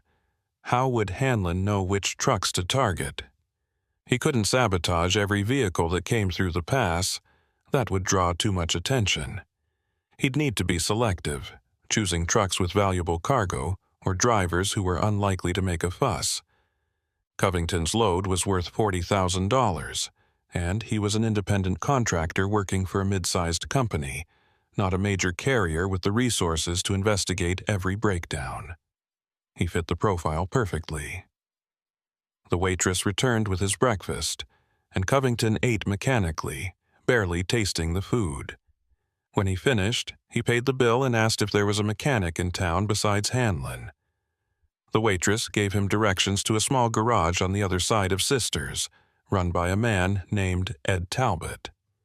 Covington thanked her and walked through the snow-covered streets until he found the place, a modest shop with a single bay and a hand-painted sign. The owner, Talbot, was a lean man in his 70s with oil-stained hands and sharp eyes. Covington explained his situation, describing the breakdown and Hanlon's diagnosis. Talbot listened, then shook his head slowly. "Pruitt Hanlon's a piece of work. I won't say he's crooked outright, but I wouldn't trust him farther than I could throw him. If he says you need a fuel pump, you might or you might not. Hard to tell without looking at it myself.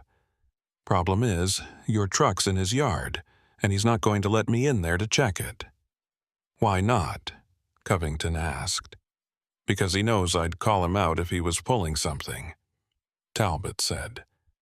"Look, I've been working on trucks in this town for 50 years. I've seen guys like Hanlon come and go. They set up shop, run a clean operation for a while, then start cutting corners or finding ways to pad the bills. Some of them get caught, some don't. Hanlon's smart. He keeps things just legal enough that no one can prove anything. But I've had drivers come to me after dealing with him, and the stories they tell, let's just say I wouldn't let him touch my vehicle." Covington felt the knot in his stomach tighten. "So, what do I do? I can't just leave my truck there."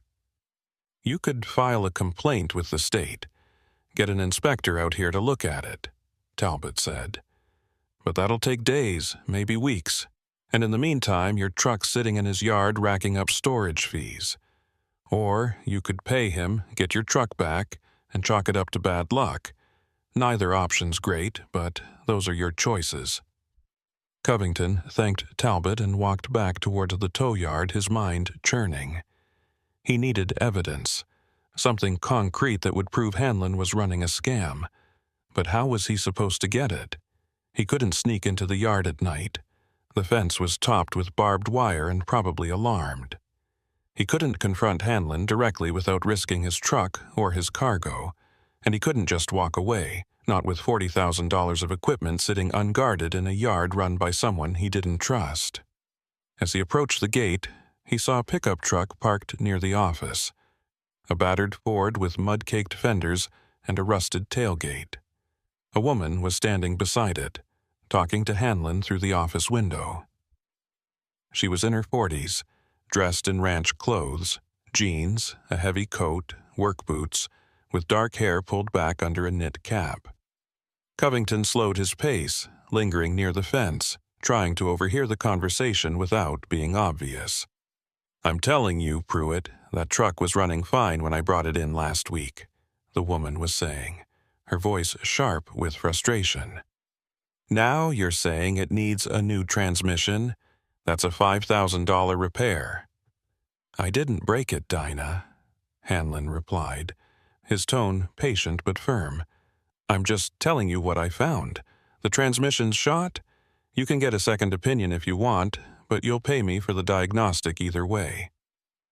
The woman, Dinah, shook her head in disgust.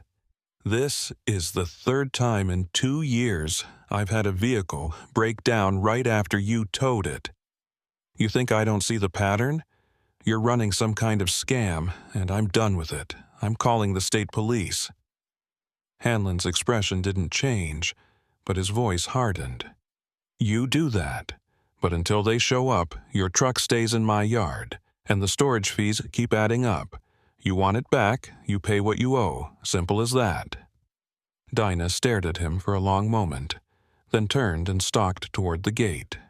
Covington stepped aside as she passed, and their eyes met briefly. She looked angry, yes, but also defeated, as if she'd been fighting this battle for a long time and knew she wasn't going to win. Covington waited until she'd climbed into a second vehicle, an old sedan parked on the street, and driven away before approaching the office. Hanlon was back at his desk filling out paperwork, and he looked up as Covington entered. Get breakfast? Hanlon asked, his tone as casual as ever. Yeah, Covington said.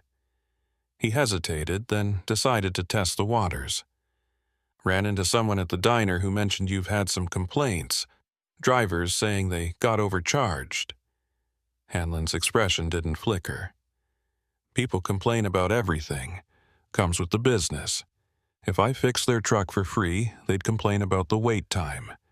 If I did it overnight, they'd complain about the quality. You can't please everyone. Fair enough, Covington said. He glanced out the window at his Freightliner, still parked where he'd left it. When do you think that fuel pump will arrive? Ordered it this morning, Hanlon said.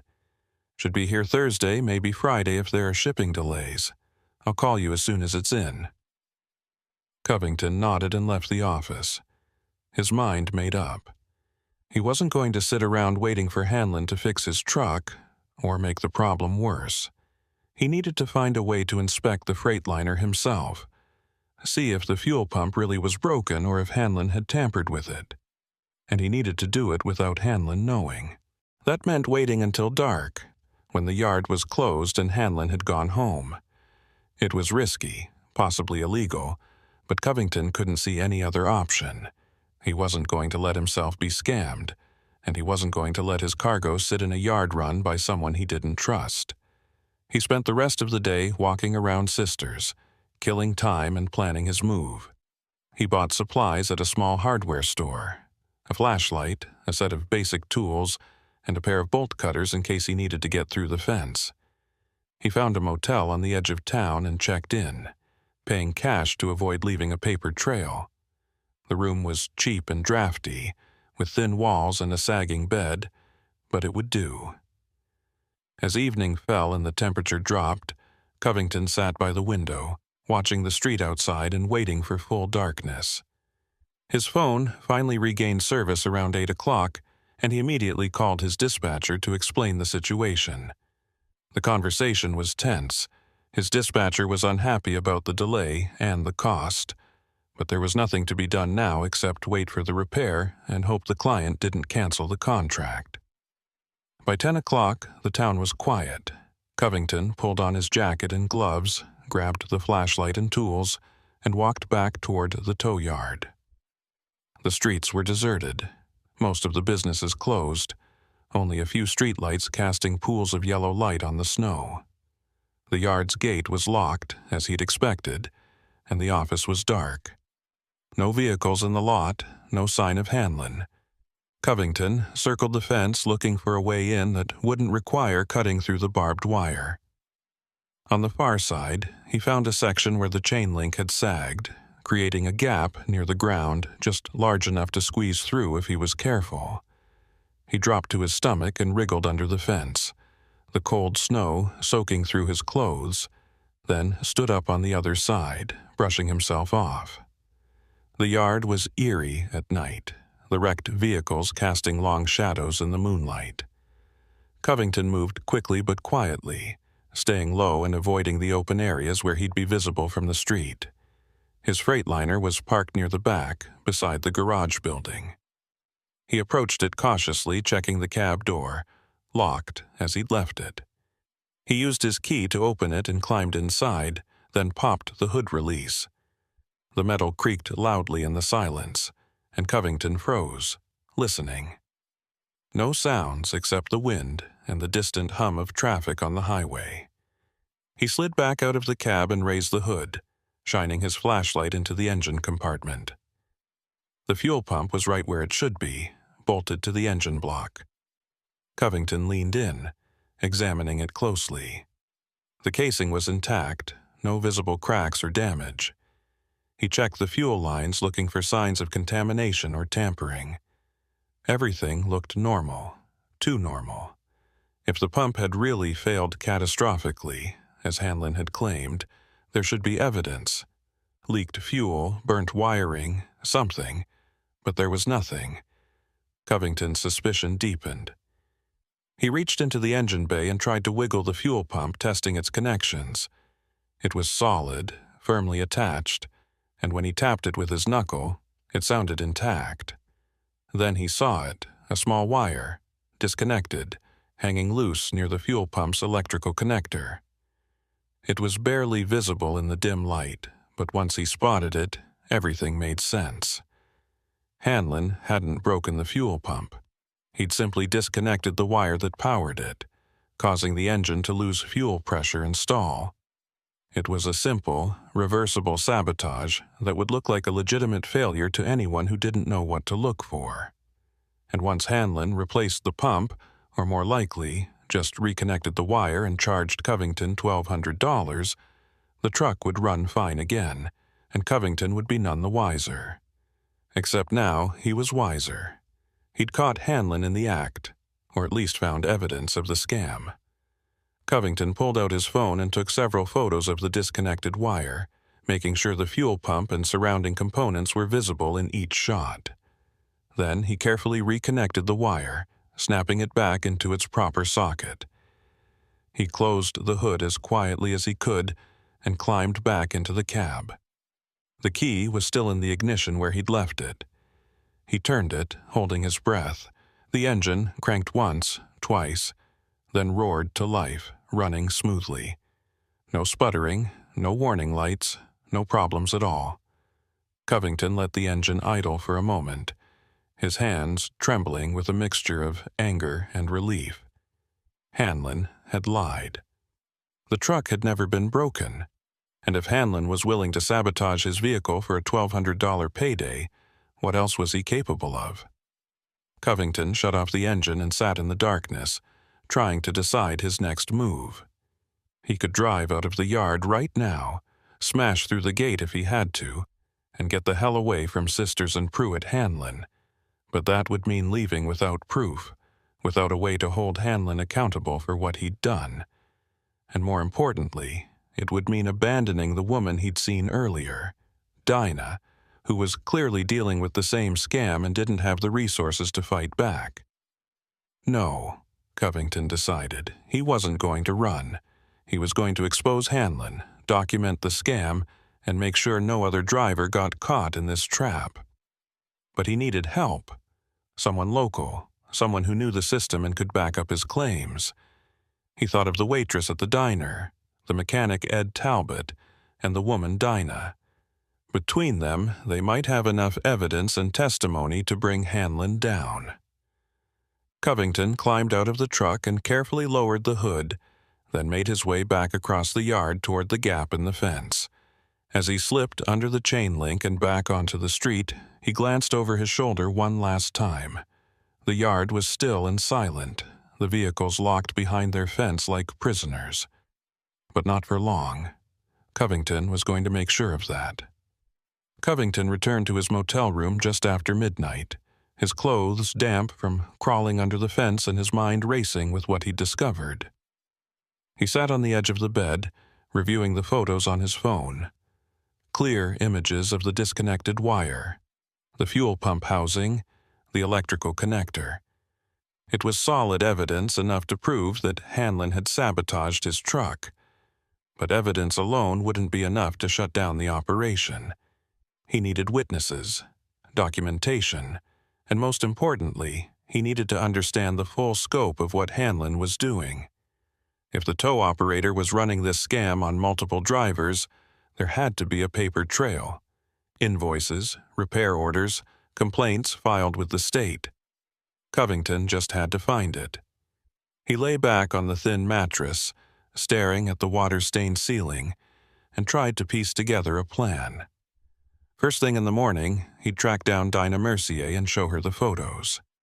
She'd been vocal about her suspicions, and if she had similar documentation from her own experiences with Hanlon, they could build a case together. Then he'd go back to Ed Talbot's garage and see if the mechanic knew of other drivers who'd been scammed. With enough testimonies and evidence, they could file a formal complaint with the Oregon Department of Transportation and possibly get law enforcement involved. It wouldn't be quick, and it wouldn't be easy, but Covington had never been one to back down from a fight, especially when he knew he was in the right. Sleep came in fitful bursts, interrupted by dreams of sliding trucks and locked gates. When dawn broke, pale and cold, Covington was already awake, showered, and dressed. He grabbed coffee and a muffin from the motel's front desk and headed back into town. The streets were quiet at this early hour. Most businesses still closed, only a few locals out shoveling snow from their driveways. Covington walked to the High Desert Cafe, hoping the waitress who'd warned him about Hanlon would be working the morning shift. He was in luck. She was behind the counter pouring coffee for a handful of regulars who sat hunched over their breakfasts. She recognized him immediately. "You're the trucker from yesterday. How's your rig?" "That's what I need to talk to you about," Covington said, lowering his voice. "You were right about Hanlon. He didn't just overcharge me. He sabotaged my truck to create a problem that didn't exist. I've got proof." He pulled out his phone and showed her the photos. The waitress studied them for a moment, her expression hardening. "I knew it," she said quietly. "I've suspected for years, but no one's ever had the guts to call him out. Most drivers just pay up and leave, too worried about missing their deadlines to make a fuss." She glanced around the diner, making sure no one was listening, then leaned closer. "There's a woman you need to talk to, Dinah Mercier. She runs a cattle ranch about 10 miles outside town. Hanlon's pulled the same stunt on her multiple times, always finding expensive problems with her vehicles right after he tows them. She's been documenting everything, keeping records, but she hasn't been able to get anyone to take her seriously. If you've got hard evidence, she'll want to see it." "How do I find her?" Covington asked. The waitress grabbed a napkin and scribbled directions. "Take Highway 20 east. Turn onto Cloverdale Road. Follow it about 3 miles until you see the sign for Mercier Ranch. Can't miss it. Big wooden gate with a cattle brand burned into it. Tell her Betty from the cafe sent you." She handed him the napkin, then added, "Be careful. Hanlon's got friends in this town. People who profit from his business look the other way when questions get asked. If he finds out you're poking around, he might do more than just overcharge you." Covington thanked her and left the cafe, climbing into his rental car, a beat-up sedan he'd arranged through a local garage after explaining his situation. The drive to Mercier Ranch took 20 minutes. The highway cleared of snow, but icy in patches where the morning sun hadn't yet reached. He turned onto Cloverdale Road, a narrow 2-lane that wound through open fields and stands of juniper. The ranch appeared exactly as Betty had described it. A sprawling property with white-painted fences, a large barn, several outbuildings, and a 2-story house with smoke rising from the chimney. Covington pulled up to the gate, which was closed but not locked, and got out to open it. As he drove through, a pair of border collies came bounding across the yard, barking, but not aggressive, tails wagging. Dinah Mercier emerged from the barn, wiping her hands on a rag. She was dressed in the same work clothes Covington had seen her wearing the day before. Jeans, boots, a heavy canvas jacket. Her expression was guarded as she approached, clearly wondering who this stranger was and what he wanted. "Can I help you?" she asked, her tone polite but wary. "My name's Lyle Covington. I'm a trucker. Got stranded on Santiam Pass 2 days ago, and Pruitt Hanlon towed me to his yard. Betty at the cafe told me I should talk to you." He paused, watching her reaction. The mention of Hanlon's name made her jaw tighten. "What about Hanlon?" she asked. "He sabotaged my truck," Covington said bluntly. "Disconnected a wire to make it look like the fuel pump failed, then quoted me $1,200 for a repair I didn't need. I've got photos proving it. Betty said you've been dealing with the same thing." Dinah's eyes narrowed, but there was a spark of interest now, a flicker of vindication. "Come inside," she said. "We need to talk." The house was warm and cluttered in the way of working ranches. Boots by the door, coats hung on pegs, a stack of feed catalogs on the kitchen table. Dinah poured 2 cups of coffee and sat down across from Covington, motioning for him to show her the photos. He handed over his phone, and she scrolled through the images slowly, studying each one. When she finished, she set the phone down and leaned back in her chair, exhaling slowly. "I knew he was crooked, but I couldn't prove it. Every time I accused him of something, he'd have an explanation. Normal wear and tear, bad luck, coincidence. But this," she tapped the phone, "this is concrete. You can see exactly what he did." "How many times has he done this to you?" Covington asked. 3 times in the last 2 years, Dinah said. "First, it was my ranch truck. He claimed the transmission was shot after he towed it following a flat tire. Cost me $5,000. Then it was my ATV. Said the engine needed a complete rebuild. Another $3,000. Most recently, it was my diesel pickup. He diagnosed a cracked cylinder head, wanted $7,500 to fix it. That's when I started pushing back, demanding second opinions, asking questions. He didn't like that." "What happened?" "He refused to release my truck until I paid him for the diagnostic, plus storage fees. Said I was interfering with his business, threatened to file a lien against the vehicle if I didn't settle up. I ended up paying him $2,000 just to get my truck back, and when I took it to Ed Talbot's garage for a real inspection, Ed found nothing wrong with it. The cylinder head was fine. Hanlon had lied." Covington felt his anger rising. This wasn't just opportunistic fraud, it was systematic, predatory. Hanlon was targeting people who were vulnerable, people who couldn't afford to fight back or didn't have the time to challenge him. "Why didn't you go to the police?" "I did," Dinah said bitterly. "Filed a complaint with the county sheriff. They sent a deputy out to talk to Hanlon, and he showed them invoices, diagnostic reports, all perfectly documented. Said I was a disgruntled customer trying to get out of paying for legitimate services. Without hard evidence, it was my word against his. The deputy basically told me to take it up in civil court if I wanted, but that would cost more in legal fees than I'd ever recover.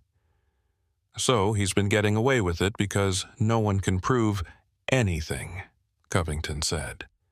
"Until now," Dinah replied, tapping his phone again. "This is exactly what we need. Visual evidence that he's tampering with vehicles.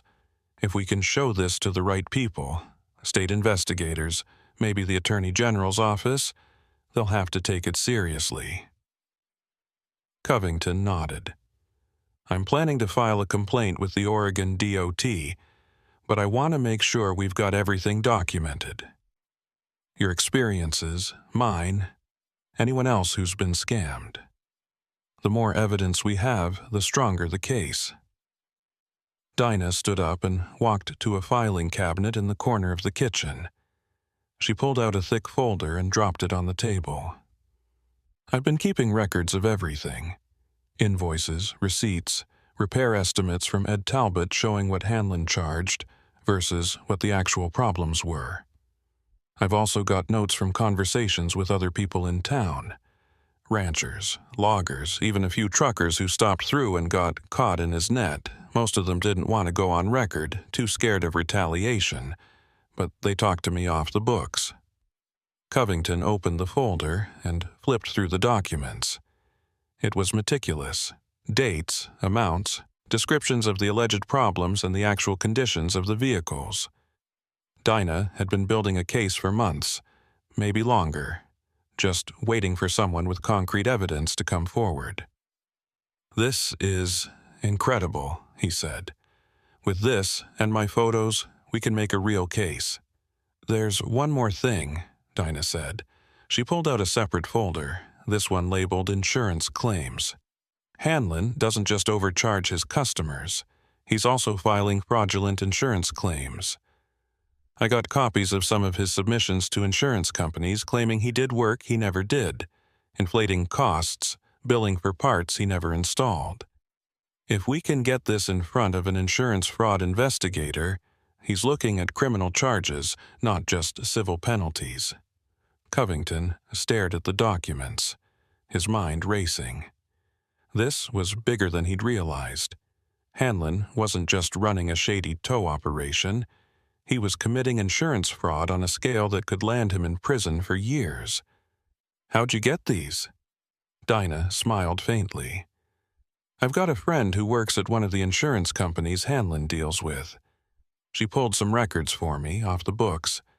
It's probably not admissible in court, but it gives us a roadmap for where to look." Covington leaned back, processing everything. They had evidence, they had documentation, and they had multiple victims willing to testify. What they needed now was someone in authority who would take the case seriously and act on it. "Do you know anyone in law enforcement who isn't tied to Hanlon?" "State police," Dinah said. "There's a trooper stationed in Bend, handles fraud and commercial vehicle violations. Her name's Sergeant Alvaro. I've never met her, but Ed Talbot recommended her. Said she's thorough and doesn't play favorites. If we can get a meeting with her, show her what we've got, she'll investigate." "Then that's our next step," Covington said. He pulled out his phone and started typing notes, organizing the information they'd gathered. "We'll drive to Bend today, meet with Sergeant Alvaro and lay it all out. If she agrees to open an investigation, we'll give her everything. Your folder, my photos, statements from anyone who's willing to go on record." Dinah nodded, but her expression was troubled. "You realize this is going to take time, right? Investigations like this can drag on for months. In the meantime, Hanlon's still operating, still scamming people. And if he finds out we're coming after him, he might destroy evidence or skip town." "Then we move fast," Covington said. "We document everything today, file the complaint, and let the state police handle the rest. Once they start digging, Hanlon won't be able to cover his tracks." They spent the next hour organizing the evidence, making copies of Dinah's records and compiling a timeline of incidents. Covington added his own statement, detailing the breakdown on Santiam Pass, the tow to Hanlon's yard, the fraudulent diagnosis, and his discovery of the disconnected wire. By mid-morning, they had a comprehensive package that would be hard for any investigator to ignore. They loaded everything into Covington's rental car and started the drive to Bend, a 40-minute trip through high desert country that opened up into wide vistas of sagebrush and distant mountains. The Oregon State Police Office in Bend was a low, modern building on the edge of town, with a parking lot full of patrol cars and a reception area that smelled of burnt coffee and floor wax. Covington and Dinah approached the front desk, where a young officer in uniform asked how he could help them.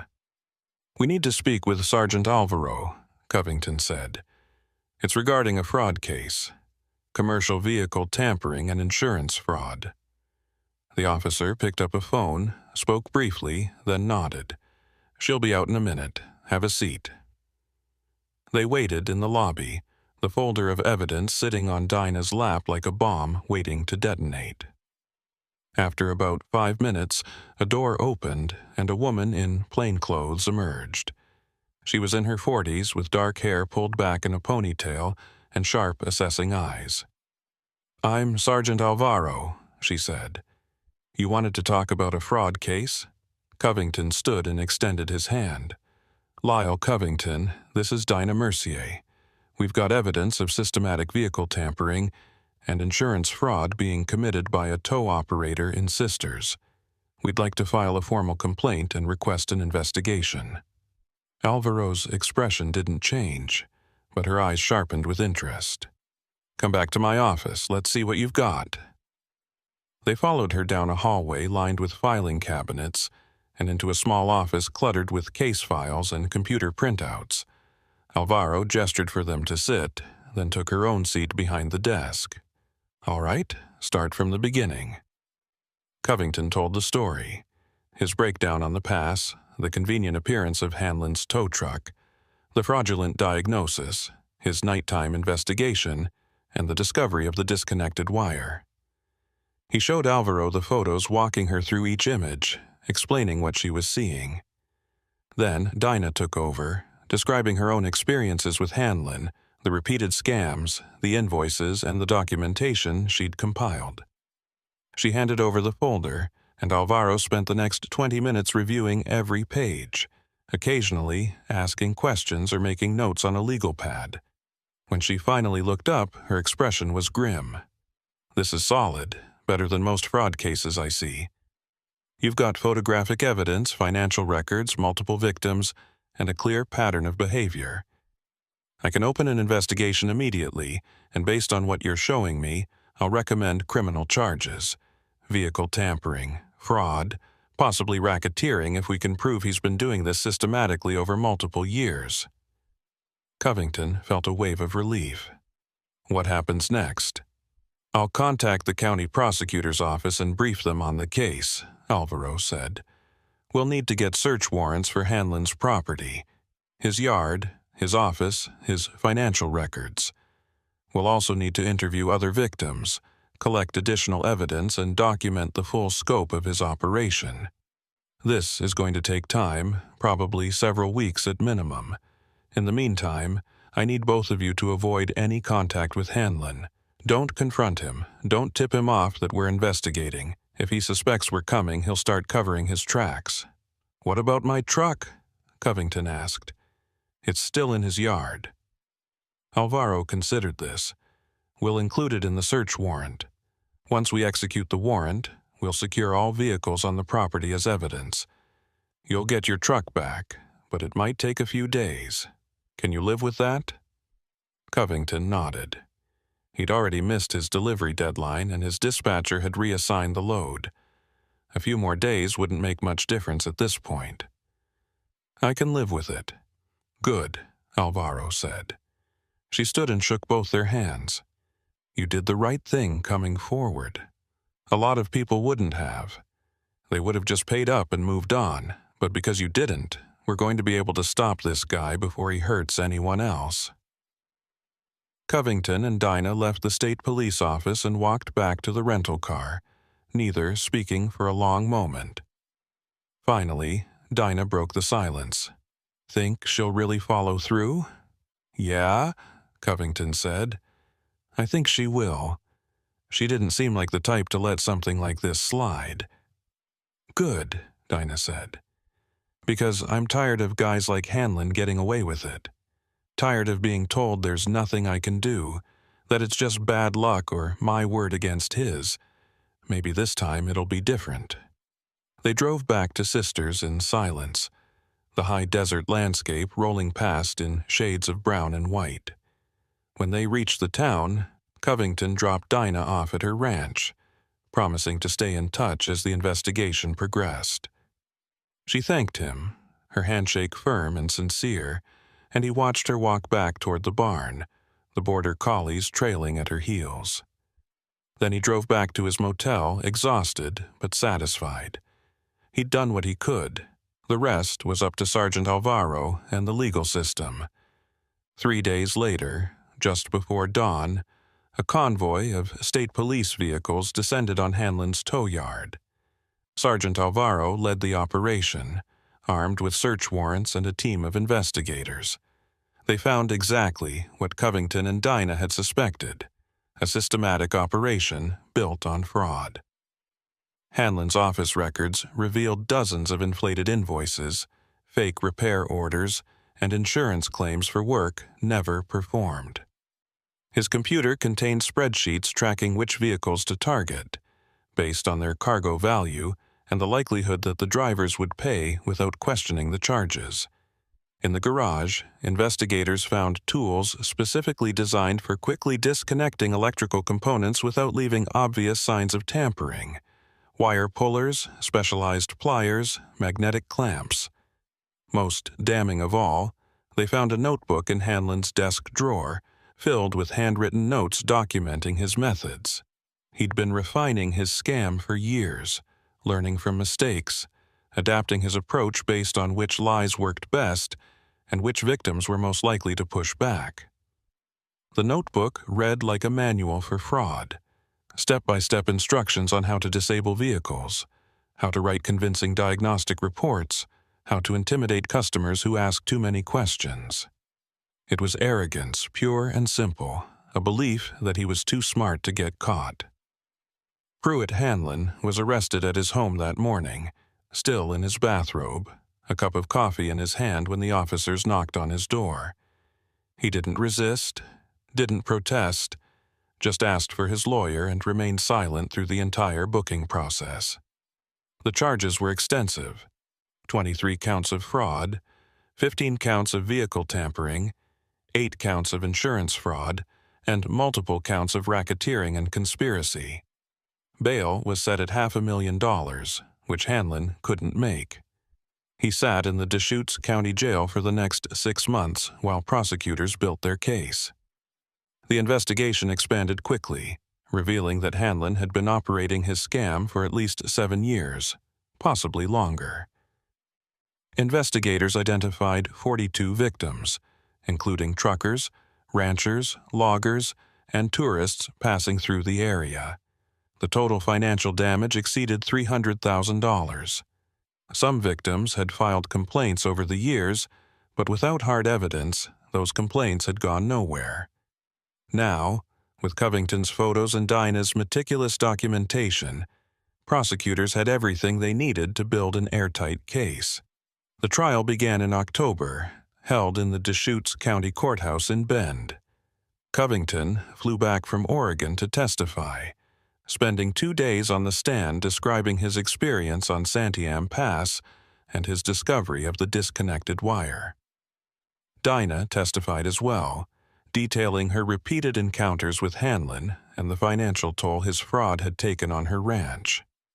Ed Talbot, the mechanic from Sisters, testified about the discrepancies between Hanlon's diagnoses and the actual condition of the vehicles he'd inspected. One by one, victims took the stand, telling similar stories of convenient breakdowns, inflated repair bills, and a tow operator who preyed on their vulnerability. The defense tried to argue that Hanlon had made honest mistakes, that mechanical failures were unpredictable, and diagnostic errors were part of the business. But the notebook destroyed that argument. There was no way to spin detailed instructions on how to sabotage vehicles as honest mistakes. The jury deliberated for less than 4 hours before returning a verdict: guilty on all counts. Pruitt Hanlon was sentenced to 12 years in state prison, with no possibility of parole for at least 6. The judge, in her sentencing remarks, noted that Hanlon had betrayed the trust of people who were stranded and vulnerable, exploiting their desperation for financial gain. She called it one of the most calculated and callous fraud schemes she'd seen in her 20 years on the bench. Hanlon showed no emotion as the sentence was read, just stared straight ahead, his face blank. Covington attended the sentencing, sitting in the back of the courtroom alongside Dinah. When it was over and Hanlon was led away in handcuffs, Dinah turned to him. "We did it," she said quietly. "We actually did it. "Yeah," Covington said. "We did." They walked out of the courthouse together into the bright October sunshine. The case had taken 8 months from start to finish, 8 months of depositions and interviews and waiting for the wheels of justice to turn. But it had been worth it. Hanlon was behind bars. His tow yard had been shut down and liquidated to pay restitution to his victims, and the scam that had terrorized drivers and locals for years was finally over. 2 years after Pruitt Hanlon's conviction, Lyle Covington found himself driving through Sisters again, this time hauling lumber from a mill in Bend to a construction site in Salem. It was late spring, the snow gone from the lower elevations and the Cascades gleaming white in the distance under a clear blue sky. He hadn't planned to stop in the town. His schedule was tight, and he wanted to make Salem before dark. But as he passed the turnoff for Cloverdale Road, he felt a pull he couldn't quite explain. A need to see how things had changed, to check in on the people who'd helped him bring Hanlon down. He took the exit and drove the familiar route toward Mercier Ranch, watching the landscape roll past in shades of green and gold. The ranch looked different in spring. The fields were lush with new grass, cattle grazing peacefully behind white fences that had been freshly painted. The barn had a new roof, gleaming metal that caught the sunlight, and the house looked well-maintained, its siding recently repaired. There was an air of prosperity about the place that hadn't been there before, a sense that the land was thriving under careful stewardship. Covington pulled up to the gate and climbed out, the familiar border collies bounding over to greet him with enthusiastic barks and wagging tails. He recognized them immediately, older now, their muzzles touched with gray, but still energetic and watchful. One of them nuzzled his hand, remembering him despite the passage of time. Dinah emerged from the barn, shading her eyes against the sun, and when she recognized him, her face broke into a genuine smile. She looked good, healthier than he remembered, the lines of stress that had marked her face during the trial softened by time and success. She was wearing the same kind of work clothes she'd always favored, jeans, boots, a canvas jacket, but they looked newer, less patched and worn. She walked over, wiping her hands on her jeans, and extended one for him to shake. Her grip was firm and warm, the handshake of someone who'd come through a difficult ordeal and emerged stronger. "Lyle Covington," she said warmly. "Didn't expect to see you out this way again. What brings you through?" "Lumber run," Covington said. "Figured I'd stop by, see how you're doing.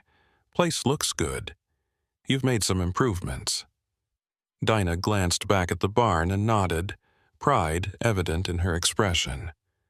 "Restitution money from Hanlon's case. I got back most of what he stole from me, plus a little extra from the liquidation of his assets.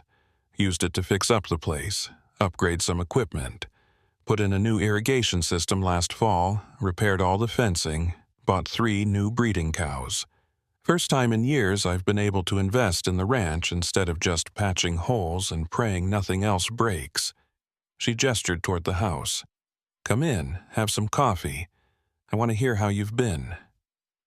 They walked toward the house, the border collies trotting alongside them, and Covington took in the details of the property. There was a new equipment shed near the barn, its walls still bright with fresh paint. The driveway had been re-graveled, eliminating the ruts and potholes that had made it treacherous in wet weather. Even the small touches, a repaired gate hinge, replaced fence posts, a newly cleared drainage ditch, spoke to someone who finally had the resources to maintain their property properly, instead of constantly fighting a losing battle against entropy and neglect. They sat at the same kitchen table where they'd first planned their case against Hanlon, and Dinah poured 2 mugs of coffee from a pot that smelled rich and dark. The kitchen itself had been updated. New appliances, fresh paint on the walls, curtains that weren't faded by years of sun exposure. The folder of evidence was gone now, replaced by ranch catalogs and veterinary reports. the normal paperwork of a working operation rather than the weapons of a legal battle. Dinah settled into her chair and studied him with the same sharp eyes he remembered, eyes that had learned to see through deception and recognize truth when it presented itself. "You look tired," she observed, "still running yourself ragged on the road." "It's the life," Covington said with a slight smile. "Can't complain. Company's been good to me since the Hanlon case, gave me a bonus for the testimony, plus hazard pay for the time I was stranded. They also put me on their preferred driver list, which means I get first choice on routes and loads. I've been taking better routes, though. Avoid the pass when I can, especially in winter. Too many bad memories tied up in that stretch of highway." "I don't blame you," Dinah said, her voice carrying a note of understanding that only someone who'd lived through similar trauma could truly convey. "I still think about it sometimes, how close we came to letting him get away with it. If you hadn't decided to investigate, if you'd just paid him and left like so many others did, he'd still be running that scam. How many more people would have been hurt? How many more families would have lost money they couldn't afford to lose?" Covington had thought about that too, more times than he could count. The 42 victims they'd identified during the investigation represented just the ones they could document, the ones who'd kept receipts and records and were willing to come forward. But the prosecutor had estimated that the actual number was probably twice that, maybe more. Drivers passing through who'd paid Hanlon's fraudulent bills and disappeared down the highway, never realizing they'd been scammed. Tourists who'd chalked it up to bad luck and expensive mountain repairs.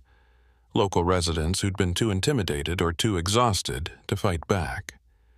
The ripple effects of Hanlon's fraud extended far beyond the immediate victims, touching families and livelihoods in ways that were impossible to fully measure or quantify. "We got lucky," Covington said, his voice thoughtful.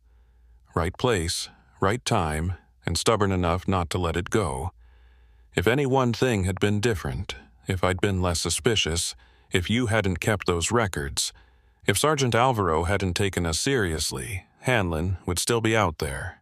"You were more than stubborn," Dinah corrected gently. "You were brave. Sneaking into that yard at night, disconnecting his sabotage, gathering evidence knowing that if he caught you, there'd be consequences. That took guts.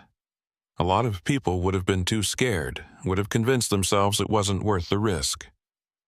Covington shrugged, uncomfortable with the praise as he always was. He'd never seen himself as particularly brave, just practical and unwilling to be taken advantage of. "I was just trying to protect my load. Didn't set out to be anyone's hero." "Maybe not," Dinah said, leaning forward with an intensity that commanded attention. "But that's what you ended up being, whether you meant to or not. And not just for me or the other victims, but for everyone who drives through this area now. People feel safer knowing there's accountability, knowing that if something seems wrong, they can speak up and be heard." She took a sip of her coffee, then set the mug down with a thoughtful expression. The steam rose between them, carrying the rich aroma of Colombian beans. "You know, after the trial, I got calls from other people, ranchers, drivers, even a few mechanics from other towns, thanking me for standing up to Hanlon. Turns out there were a lot more victims than we realized. People who'd been too afraid or too ashamed to come forward during the investigation. They said seeing someone finally hold him accountable gave them hope that the system could work, that justice wasn't just for people with money and lawyers." "That's good to hear," Covington said, meaning it. "Makes the whole ordeal feel worth it. All those hours of testimony, the stress of the trial, the worry that he'd somehow get off on a technicality, knowing it actually made a difference helps." "It was worth it," Dinah said firmly, her voice carrying absolute conviction. "But it cost us too. Cost me time, stress, sleep. I had nightmares for months after the trial." Dreams where Hanlon got off on some technicality, or where his lawyer made me look like a liar on the stand, or where I walked into his yard and found myself trapped there, unable to leave. Even now, sometimes I drive past where his yard used to be and I feel this knot in my stomach, like he's still out there waiting, like the whole thing could start up again if I let my guard down. Covington understood that feeling intimately. He'd experienced it himself on the handful of occasions when he'd driven through Sisters since the trial. The physical location of Hanlon's tow yard was gone, demolished, cleared, sanitized of its connection to fraud, but the psychological weight remained. Every time he passed that stretch of highway, he felt his shoulders tense, his grip on the wheel tighten, his eyes scan the roadside for tow trucks that might be lurking. It was an irrational response. Hanlon was locked up, the operation dismantled, but trauma didn't follow logic. It carved grooves in your mind that ran deeper than reason could reach. "You ever hear anything about him?" Covington asked, curious despite himself. "How he's doing in prison?" "Not much," Dinah said, her expression darkening slightly. "Sergeant Alvaro told me he's been a model prisoner. Keeps his head down, doesn't cause trouble, participates in the work programs. Probably hoping for early parole, though with his sentence that won't happen for at least another 4 years. Part of me hopes he serves every single day of it. Part of me hopes he has a lot of time to think about what he did, about all the people he hurt, about the damage he caused that can't be undone by restitution checks or apologies." She paused, her fingers tracing the rim of her coffee mug. "But another part of me, a smaller part, maybe, but it's there. That part wonders if prison's actually teaching him anything, or if he's just biding his time, learning to be smarter about it next time, figuring out what mistakes he made so he doesn't get caught again. Men like Hanlon, they don't change easily. They see the world in terms of marks and opportunities, and unless something fundamental shifts in how they think, they'll just keep doing what they've always done." Covington nodded slowly. He'd thought similar thoughts, especially during the trial when he'd watched Hanlon sit impassively at the defense table, showing no remorse, no recognition of the harm he'd caused. The man had listened to victim after victim describe how his fraud had devastated their lives, and his expression had never changed. No guilt, no shame, just a cold calculation of odds and outcomes. That kind of personality didn't reform easily, didn't suddenly develop empathy after a decade behind bars. It adapted, evolved, found new ways to exploit the same old vulnerabilities. "What about the towing business in general?" Covington asked, steering the conversation in a different direction. "Did anything change after the case? New regulations, oversight, that kind of thing?"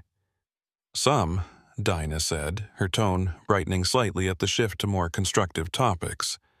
"The state passed new regulations requiring tow operators to carry bonds and submit to regular audits. There's also a complaint hotline now run by the DOT where people can report suspected fraud or abuse. It's not perfect. You still have to navigate bureaucracy, prove your case, deal with operators who know how to game the system, but it's better than what we had before. At least now there's oversight, some accountability beyond just hoping the market will sort out the bad actors." She stood and walked to a drawer, pulling out a folder that she brought back to the table. "I keep tabs on this stuff. Call it a hobby, or maybe an obsession. I track complaints filed with the hotline, read the quarterly reports the DOT publishes, follow up on cases that seem similar to what Hanlon was doing." She opened the folder to reveal printouts of spreadsheets, highlighted passages in regulatory documents, news clippings about other towing scandals in different states. Last year alone, the hotline received over 300 complaints about tow operators across Oregon. Most of them were minor, disputes over fees, disagreements about whether a tow was necessary, but about 40 of them triggered formal investigations. 5 operators lost their licenses, 2 faced criminal charges. Covington leaned forward, impressed by the depth of her research. "You're keeping the pressure on." "Someone has to," Dinah said. "The regulations are only as good as the enforcement, and enforcement only happens when people pay attention. I figured if I was going to go through all that with Hanlon, I might as well make sure it mattered beyond just his case.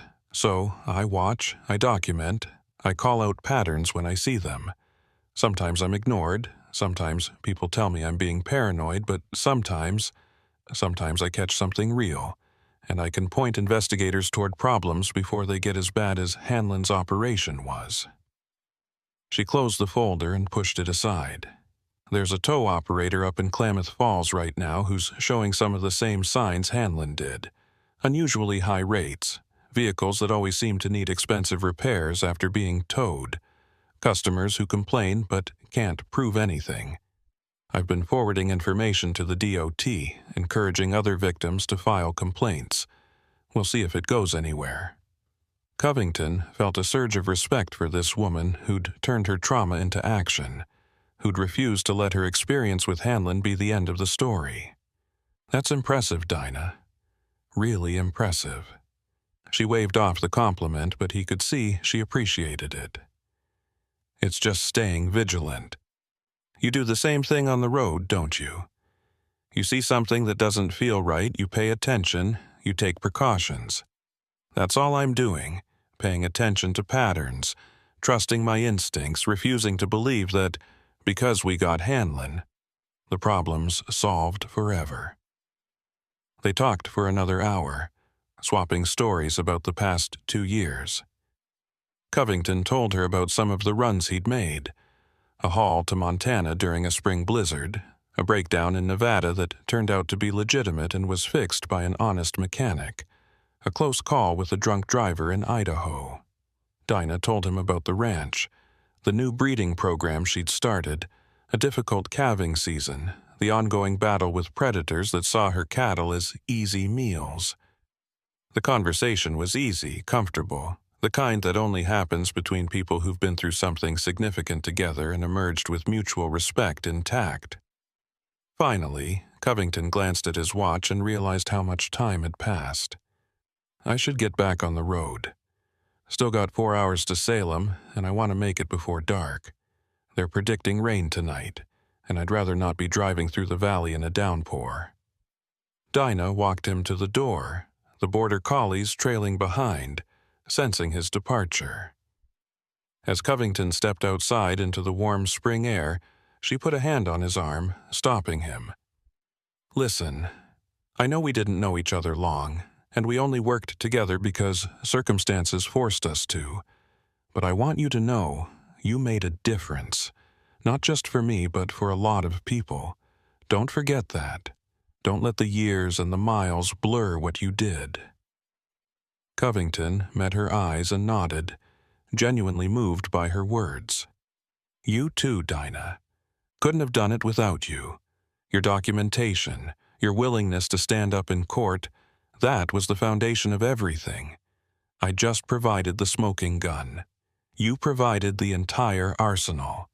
They shook hands one more time, a firm clasp that carried the weight of shared experience and mutual respect. Then Covington climbed into his Freightliner, firing up the engine and easing back onto the highway. As he drove away from the ranch, watching it shrink in his mirrors, he thought about everything that had happened since that February night on Santiam Pass. The breakdown that hadn't been a breakdown. The tow that had been a trap. The investigation that had unraveled years of fraud. The trial that had brought justice.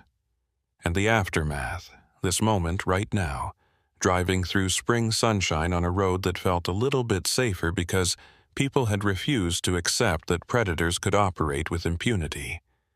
The miles rolled past, the Cascades rising on his left, and the high desert opening up on his right.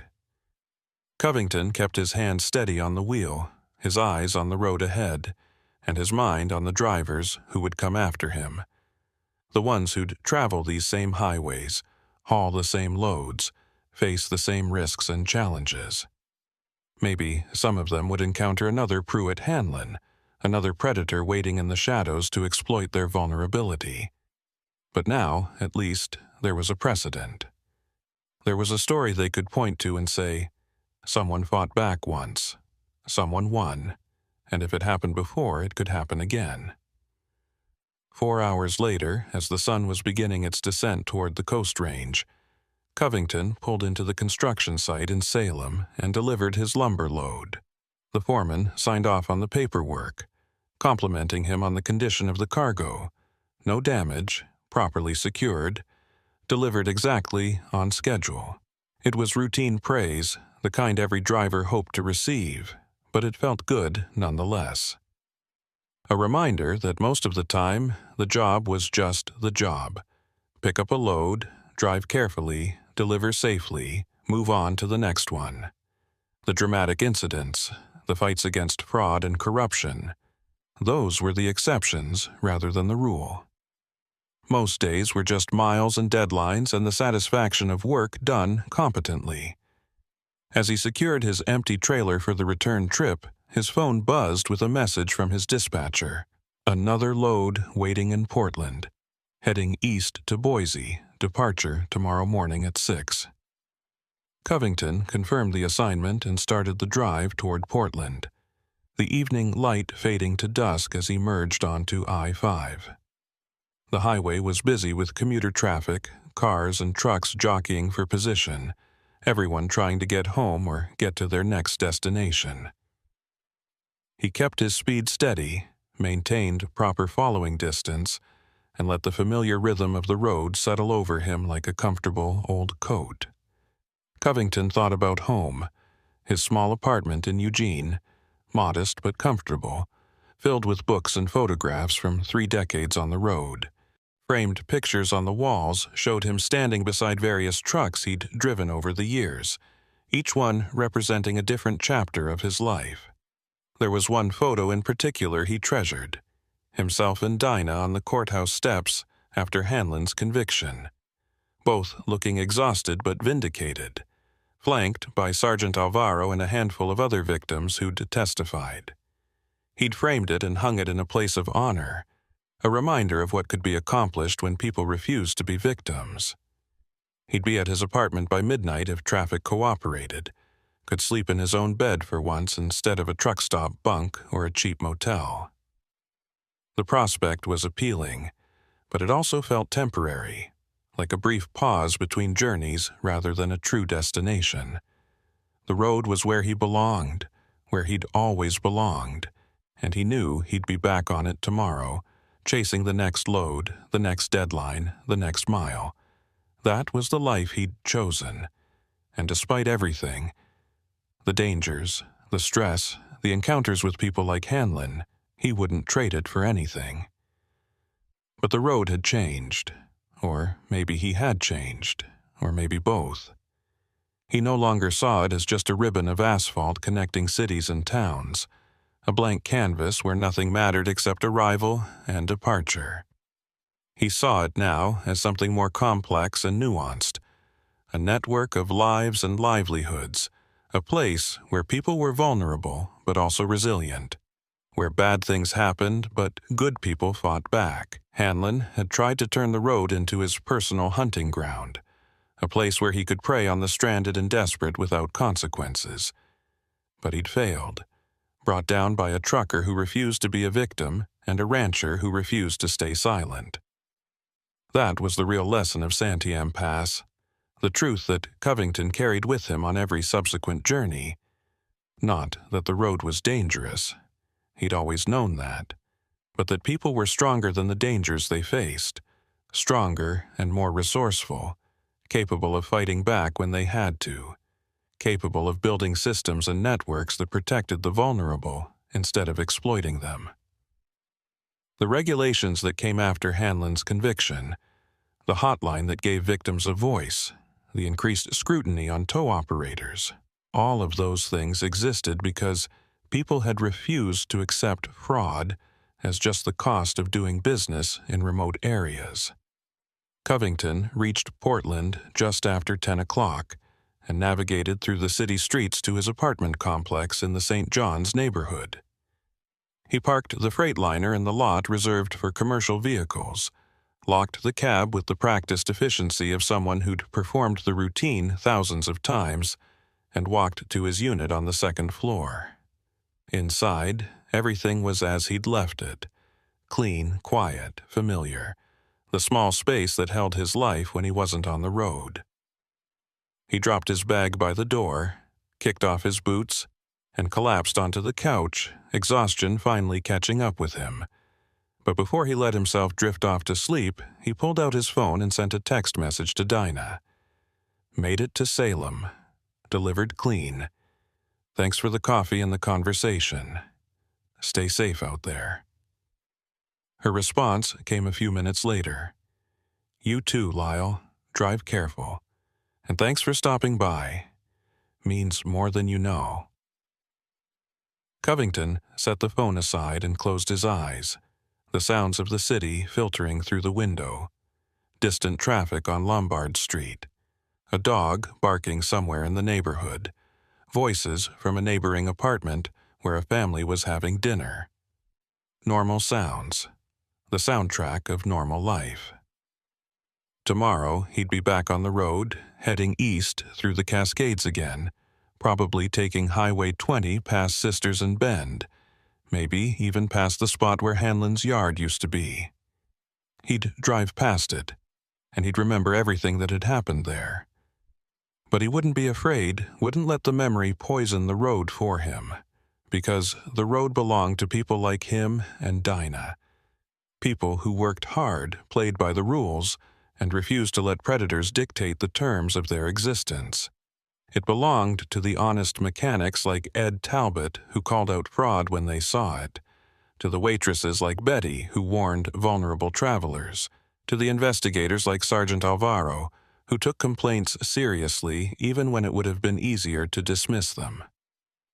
The road was a community, held together by shared rules and mutual trust, and that community had proven it could police itself when it needed to.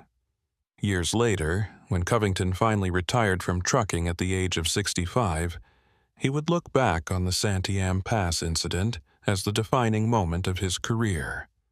Not because it was the most dramatic. He'd had closer calls with weather, mechanical failures that could have been catastrophic if they'd happened at different moments, but because it had shown him what he was capable of when he refused to accept injustice. He'd spent 3 decades hauling freight across the West, facing every kind of challenge the road could throw at him. Storms, breakdowns, accidents, difficult clients, impossible deadlines. But nothing had tested his character quite like Pruitt Hanlon, and nothing had given him the same sense of lasting satisfaction as seeing justice served. The retirement party his company threw for him was held at a truck stop in Eugene, in the same diner where he'd eaten breakfast before countless runs. His dispatcher was there, along with a handful of fellow drivers who'd worked the same routes over the years. But the guest he was most surprised to see was Dinah Mercier, who'd driven 3 hours from Sisters to attend. She'd brought a gift, a framed photograph of Santiam Pass in winter. The mountains majestic and beautiful, with an inscription on the back, where you proved that one person can make a difference. Thank you for your courage. They talked for a long time that evening, catching up on the years since they'd last seen each other. Dinah's ranch had continued to thrive, and she'd become something of an advocate for rural businesses, speaking at agricultural conferences about fraud prevention and the importance of documentation. She served on a state advisory board that reviewed towing regulations, using her experience with Hanlon to push for stronger protections and better enforcement. Her testimony had helped shape new policies that made it harder for predatory operators to exploit vulnerable communities. Covington told her about his final years on the road, the changing industry, the new technologies that made trucks safer but also more complex, the younger drivers who were entering the profession without the same kind of hands-on mechanical knowledge that his generation had possessed. He worried sometimes about what would happen when drivers couldn't recognize the signs of tampering, when they relied entirely on diagnostic computers that could themselves be manipulated. But then he reminded himself that each generation found its own way, developed its own skills and instincts. The specifics changed, but the core remained. Pay attention. Trust your gut. Don't accept easy explanations when something feels wrong. "What are you going to do with all your free time?" Dinah asked him late in the evening, after most of the other guests had left. They were sitting at a corner booth, nursing coffee that had gone lukewarm, neither in a hurry to end the conversation. "Not sure yet," Covington admitted. "Thought about maybe doing some consulting work, helping trucking companies develop better safety protocols, training new drivers on how to spot fraud and tampering. Or maybe I'll just take some time, travel for pleasure instead of work, see parts of the country I've always driven past but never stopped to explore." "You should write a book," Dinah suggested, "about Hanlon, about the case, about what it taught you. There are people who need to hear that story, not just truckers, but anyone who's ever felt powerless against someone with more resources or influence." Covington considered that. "I'm not much of a writer. Never was good with words on paper." "You don't have to be fancy," Dinah said. "Just honest. Tell it the way you lived it, straightforward, no embellishment. That's what would make it powerful." He promised to think about it, though he wasn't sure he'd follow through.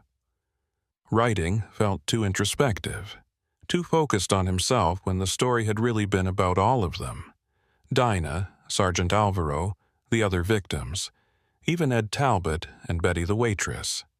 Everyone who'd played a part in bringing Hanlon down. But maybe that was exactly why the story deserved to be told, because it demonstrated what was possible when ordinary people decided to act. Months after his retirement, Covington did start writing, though not a book. He wrote letters instead, to young drivers his former company hired, sharing lessons from his decades on the road. He wrote about recognizing mechanical problems before they became dangerous, about reading weather patterns, about managing fatigue. And he wrote about Santiam Pass, about trusting your instincts when something felt wrong, about the importance of documentation and persistence when fighting fraud. The letters were popular enough that his old dispatcher started sharing them with new hires, and eventually they were compiled into a training manual that the company distributed widely. Dinah Mercier continued to run her ranch, building it into one of the most successful cattle operations in Central Oregon. But she also became a voice for rural businesses dealing with predatory practices, testifying before the state legislature multiple times on proposed regulations affecting towing, vehicle repair, and consumer protection. Her story and Covington's became case studies used in law enforcement training programs across the country, examples of how ordinary people could take down sophisticated fraud operations through persistence, courage, and meticulous documentation. She never forgot the trucker who'd stopped at her gate that spring morning 2 years after the trial, photos in hand and evidence gathered, ready to fight when most people would have just paid and moved on. And Covington never forgot the rancher who'd spent years documenting abuse, waiting with the patience of someone who understood that justice sometimes moved slowly, but could be made to move if you pushed hard enough and refused to give up. Their paths didn't cross often after that retirement party. Both were busy with their own lives, separated by geography and the demands of daily existence. But they stayed in touch through occasional phone calls and emails, checking in on each other, sharing updates about developments in the ongoing fight against predatory towing practices. When Dinah learned of another suspicious towing operation, she'd call Covington for advice on how to approach it. When Covington heard from a young driver who'd been scammed, he'd put them in touch with Dinah, who'd walk them through the documentation process. The network they'd inadvertently created, victims helping victims, Experienced advocates guiding newcomers through the system became a model for other regions dealing with similar problems. Consumer protection advocates in Washington and Idaho reached out, asking for advice on building similar support networks. Law enforcement agencies incorporated their methods into training programs. The ripple effects of that February night on Santiam Pass continued spreading, touching lives and changing systems in ways neither of them could have fully anticipated. Sergeant Alvaro, who'd taken their complaint seriously when others might have dismissed it, went on to head the Oregon State Police's Commercial Crimes Unit. She used the Hanlon case as a template for investigating similar scams, training other investigators on the warning signs of vehicle tampering fraud, the importance of listening to victims even when their claims seemed implausible, and the value of building comprehensive cases that left no room for defendants to slip through procedural cracks. Her work led to the identification and prosecution of 3 other tow operators running similar schemes in different parts of the state, dismantling what investigators came to call the Breakdown Network, a loose confederation of unethical operators who preyed on travelers in remote areas. The highway through Santiam Pass continued to challenge drivers every winter, its steep grades and sharp curves demanding respect and skill. Avalanche warnings were posted regularly, chain requirements enforced strictly, and the Oregon Department of Transportation maintained increased vigilance over the area after the Hanlon case highlighted how vulnerable stranded motorists could be. But the way stations and tow companies that served the pass operated under stricter scrutiny now. Their activities monitored and audited in ways that made fraud harder to commit and easier to detect. Drivers passing through Sisters still broke down occasionally. It was inevitable, given the harsh conditions and the mechanical realities of pushing heavy vehicles through mountain terrain. But they had resources now, hotlines to call if they suspected fraud, regulations that protected them from predatory practices, a community of fellow drivers who shared information about which operators were trustworthy and which ones to avoid. The road was safer, not because the dangers had disappeared. Mountains would always be mountains. Storms would always be storms, but because people had learned to recognize and resist the human dangers that had once operated in the shadows. On cold February nights, when snow fell heavy on the pass and visibility dropped to near zero, truckers sometimes told stories about the driver who'd been stranded in a blizzard and discovered a scam that had been running for years. The details varied depending on who was telling the story. Sometimes the trucker was younger or older, sometimes the scam was even more elaborate.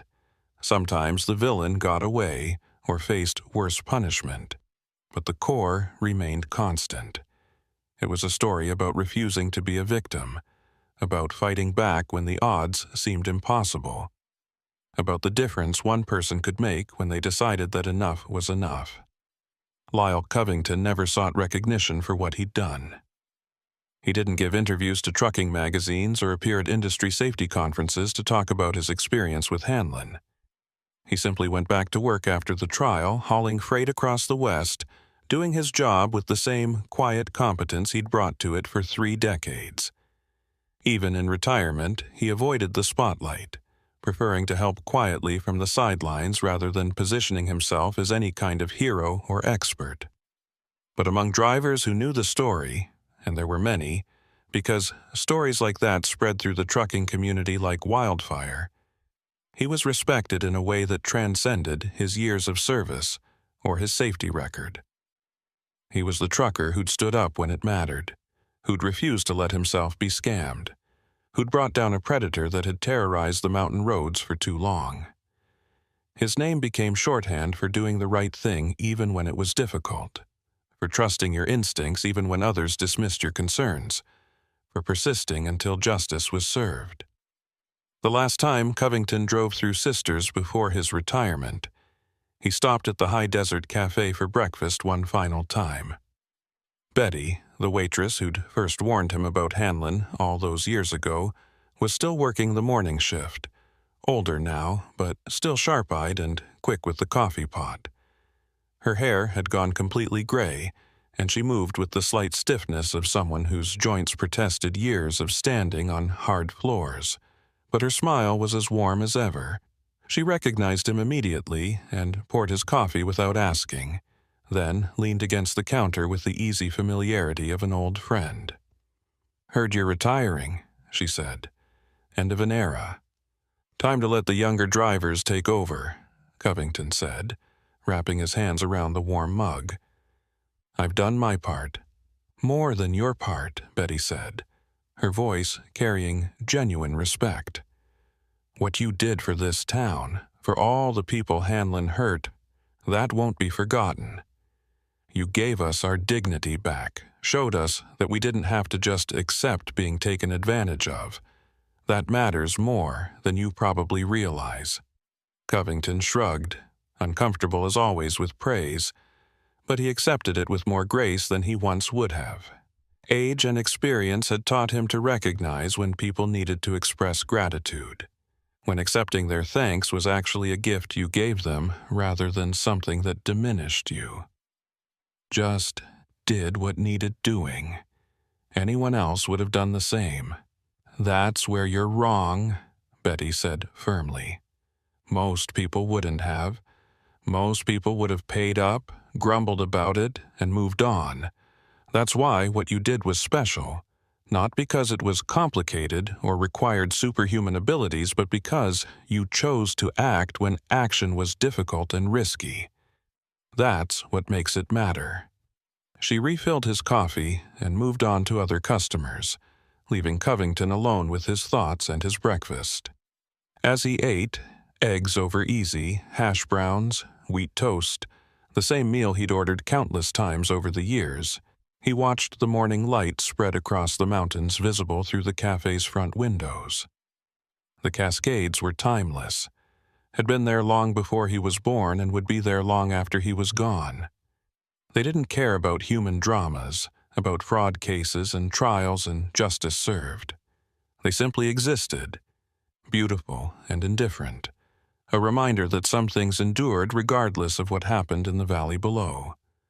But the people who lived in that valley, who worked the ranches and drove the highways and served the coffee, they cared. They remembered. And because they remembered, the next person who tried what Hanlon had done would face resistance, would encounter a community that knew the warning signs and refused to be exploited. That was the true victory, Covington realized. Not just stopping one predator, but creating a culture where predators couldn't operate freely, where people looked out for each other and shared information and refused to accept fraud as simply the price of doing business in remote areas. As he finished his breakfast and paid his bill, leaving a generous tip for Betty, Covington thought about all the roads he'd traveled, all the loads he'd hauled, all the miles that had passed beneath his tires. The highway had given him a life, a career, a sense of purpose. It had also given him challenges, dangers, moments of fear and doubt. But through it all, it had taught him the most important lesson: that the road belonged to everyone, and everyone had a responsibility to protect it. Not just from physical dangers like ice and sharp curves, but from the human dangers, the predators, the scammers, the people who saw vulnerability as opportunity rather than a reason for compassion. Pruitt Hanlon had tried to own a piece of that road, to make it his personal territory where he could exploit the stranded and desperate without consequence. But he'd failed, because he'd underestimated the people he was preying on. He'd thought they were weak, isolated, easy targets who would pay up and disappear without causing trouble.